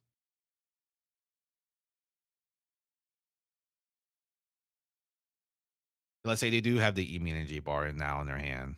Now they can just play that and just get double the stats of the Hydra. Mikey at the top table, who would have thought? I mean, Mikey is a good it's a good counter. It's a good tech to add in. I mean, definitely helped out Romo out plenty of times here. We might just have one undefeated player if Romo I mean, loses. it's looking likely. It's not looking favorable at all for the Yeah. this player. Trace most likely just didn't get something useful, which is why he might have decided to mana there. But with the 7 mana left, Basir could just go for the Hunger here, and I don't know how Trace would deal with that. We'll see. I mean, they don't have to. I would not go for the hunger here. I think I would just slow play it to see what else it could do. Yeah, I Fire mean, Rabbit. Yeah. unless you know Trace's deck list, you never know, he could have another Blizzard, but Fire Rabbit's a good play. Yeah. There's necessarily no need to rush at this point. Just slow play it. You got the stats already. Yep. There's no feasible way for them to gain that many stats unless it's like some kind of a Nazi play. And then never mind, they got another Hydra. Wow. Another Yeah. Hydra.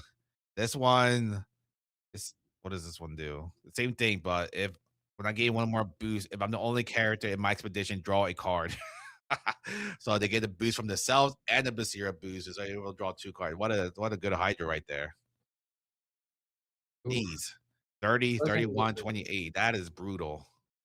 yeah, without that's looking like That's GG. GG. So we actually got one undefeated player, looks like, and that is Papillette with Yeah, Fan Festival. Am I correct? That might be the only undefeated, but yeah. So we are still progressing round 7 here, but we do have a confirmation who's gonna make it to day 2. Tatomate, SF Fred, Garbade, Morias, Ushiba, Momo, and Papiet. You guys right here on the Lamelo Sila as well. Who else would be consider? I guess. Well, yeah. Yeah, yeah. so everything from top 12 should be guaranteed. Everything else will require some math, and that'll be done on the other side. But for now, we'll continue watching round 7 to table 10. We got Tempted. Not sure what Tempted is playing. Usually Tempted is playing um Faunus, but I think this time they decided to play Triss. What a traitor. Yeah. One thing's Unbelievable. interesting is there's a pretty decent spread of heroes here. We've seen from the likes of Muna, Reen, and Tasia. We've seen Fen from Lyra. We've seen Trace from Axiom. From Ortis, we've seen Sig. Also a singular Waru. From Bravos, of course, we've got a good spread of Sol, Basira, Kojo, and then in Izmir, we have seen Akesha. So there doesn't seem to be any faction really missing from the tourney. Yeah. I'm curious to see what the top 32 is gonna look like in terms of hero Your distribution. distribution. Yeah, thank you. You're And welcome. then top 64 as well for hero distribution. And I know Mhm. some people are also interested as well to see the country distribution as well. Yeah. So we got Twinkle Twinkle, Sleeping the Unique Machine in the Eyes Mhm. from One hand, cost, Symmetry two cost, Reserve. 3 3 Yeah, the one 3. go ahead.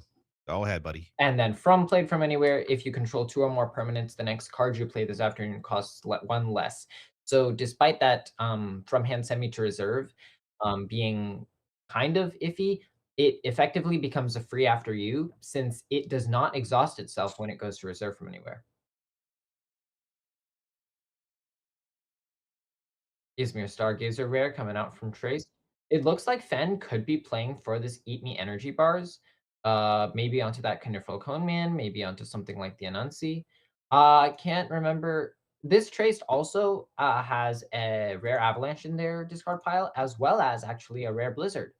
So they've got a similar deck list to what the not Pop yet, to what Romomo was cooking up.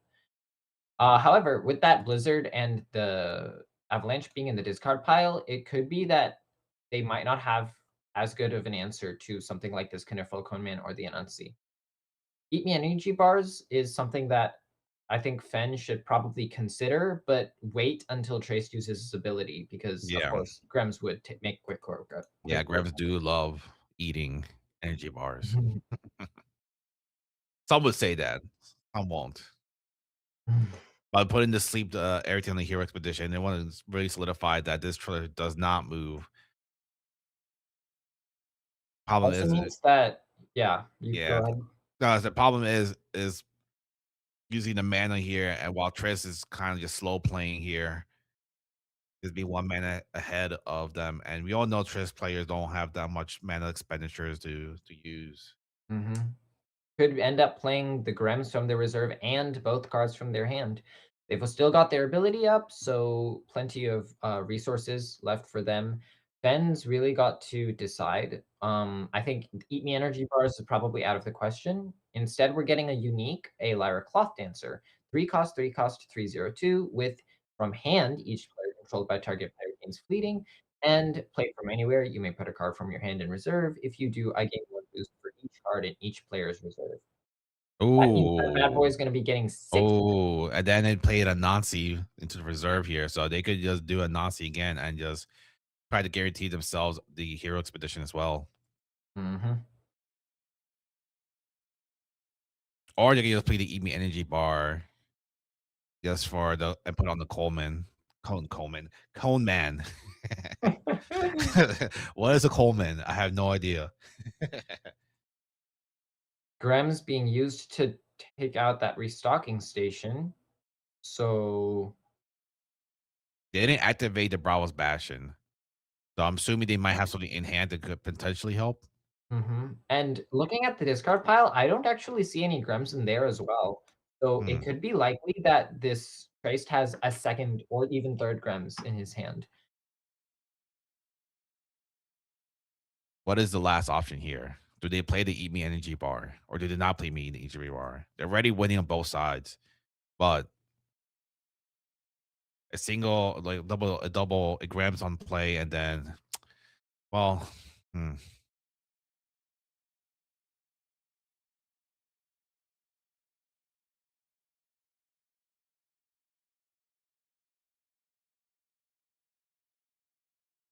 Then a lot of takes full choice. turn. Yeah, and then they also got one more card left in hand. They could play the Anansi and just try to solidify more, but Eat Me Energy bar will also do the same exact thing. Yep. But do they maybe they're thinking if it ends up going tiebreaker, do they save the Anansi and then Cloth Dancer? Maybe play the Eat Me Energy bar. Mm. One thing It's is for sure here, the Trace may have lots of options. He's got 2 cards in hand, he's got his ability, the Haven Bastion. Ben has many more stats available to her.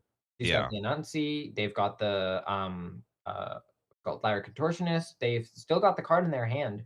So, Trace currently has to deal with the, let's see, in Mountain, he's got 5 and Fen has 6. And on the companion side, he's got 2 and Fen has 10 in water. So, it's looking like Trace might just have to end up. Yeah. Oh, You know what? I just saw Brett say he has a good point. They still could have hook because I don't see a single yeah. hook on this card. There we go, the Grems. I was gonna say that first Grems was most likely a bait for those for that Eat Me. Using the Grems over on the companion side is definitely interesting. I don't I think see. because I think Bressic might be right. It could be a hook situation here. Mhm. Hooked is See. probably. Oh, Oh never no, mind. never mind. Wait, I'm so confused. Did Trace. I Wait, guess Trace just oh they uh, stopped them from advancing on the hero but companion hang on a expedition. second. Why did he do that? He could have played the Grems onto the hero side and discarded the Eat Me. Oh, I think I know why. That Lyra Cloth Dancer was 9 in plant. So and both the Grems and Keelan Elemental are 1. So counting the One, stats, 3. I don't remember the rest of the cards were on there. I do. He wouldn't have okay, if he had done what I was saying and played the Grems on the hero side and discarded the Eat Me, he would have, single advanced, and but the Fen would have doubled, so they would have gone to tiebreaker. Okay, wow, very close. It looks like Fen is just escaping the clutches. And Trace now has to worry about Pen's access to Anansi and the Cloth Dancer unique. Yeah. Problem is now that the the Fen player has 3 Anansis essentially on the reserve here. So they gotta make a choice here. I probably would just get rid of the Cone Man because it is 5 from reserve. Yep. Get rid of Cone Man, Mhm. maybe keep What's the most 2. likely going to happen is that they're going to keep Contortionist for that extra boost, and then oh, huh? Oh, What? Why keep the Cone Man over the Anansi? Is it because it's 1 boost for each card in I each player's reserve? yeah, No, that can't be right. I mean, it could be also it has extra 2 in water. True, but it literally costs 2.5 times as much as the Enunciate summon, so I don't know. Oh, Oh, time's been called. So oh I my think tempted. goodness. I think tempted lost just by a second. Yeah, Wow. it's negative 1 minute and 59 versus 2 minutes. That is sad. That is a 1 second difference. 1 second difference. I've never that seen that is happen that before. is a 1 second time differential. Yeah, that is crazy. Hey, time matters. Can't be just Really staring at your does, yeah. cards and just, that is the time of the tournament. Okay. So we'll just announce again the guaranteed people who are going to day two. We got Papiet on Lyra Festival as undefeated, the only undefeated for the tournament on day one. Lodi Celia, SF Fred, Ramomo, Totamate, Garbate, Maurice Ushiba. I ain't gonna pronounce this one, so I'm gonna say Kurtz, TFZ, MK Toro, Core. Dude, why are people's names so hard? You just put something simple, man. Corif, Insane 94, and Mellow. That the top 13 are. Am I right, Cole? Top 13 are definitely going to day two.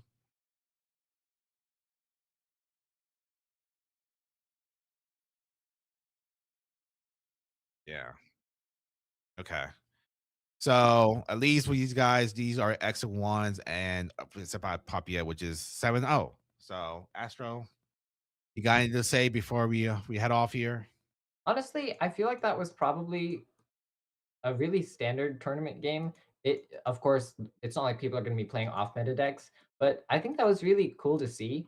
That there were so many different factions involved, and I liked it that I saw a lot more festival this tourney than any tourney I've ever seen before. There was I think we saw I saw at least off camera I saw I think Arena Festival, and then there was also the fact that Papiet went with Lyra Festival then and didn't lose a single match is kind of funny to me because it really goes to show that Lyre Festival can be a viable competitive option.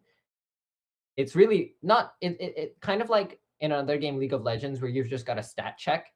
It's like here where it's like a removal check or almost like it's like a check. It's like, do you have a way to beat Lyre Festival? It's like if you don't, then I just win. And it's kind of crazy to see that actually work in a tournament as big as this. Another thing I noticed that's a bit funny is that the technically no player won 7 games. No player went 7-0 because Papiet got a bye. So even though he's technically gotten 7 points because he got a bye, he didn't play 7 games. So no player won more than 6 games out of the 7 rounds. Yeah, I guess technically you want to go like that, sure, but I'm still getting Poppy as a undefeated. Mhm. So Yeah, Papiet's still technically undefeated. His run here is pretty. He's been on pretty much every single table one, I believe, except for maybe the first one. That was an incredible run from him. I think he's definitely perfected that Lyre Festival deck of his. It looks really, really yeah, solid. really solid, really clean. Mm, Hmm. yeah, I don't think a lot of people were expecting that too. I think more Hmm. people were expecting Kojo, Siggy, Triss just more dominating them on the field than a Lyra Ben Festival deck. Yep. But do we have any confirmation time for day two tomorrow? Same time, same place, guys, for day two of the winter season's finals for the world champion 2026. I'm going to sign off. I'm Gus the Bus, and that's all I really got to say. Astro, you said a lot for me, and I appreciate that. No worries. So that's me Oh, we all signing got off. time. So you can say goodbye, Astros, if you like. Nice to see the chats. Thank you for participating. Thank you for watching. Also, thanks to all the players that played in the tournament. It was really fun watching y'all, if any of y'all are watching us now. And I honestly really appreciate the opportunity to be streaming here. It was really fun. So thank you all so much. Thanks to the team. Thank you, guys. Um, Thanks for watching. mhm. Bye, Really nice guys. experience. Okay, except for Cole. Cole stinks. Everyone knows this, though. That's Everyone knows this. All right. Bye, guys.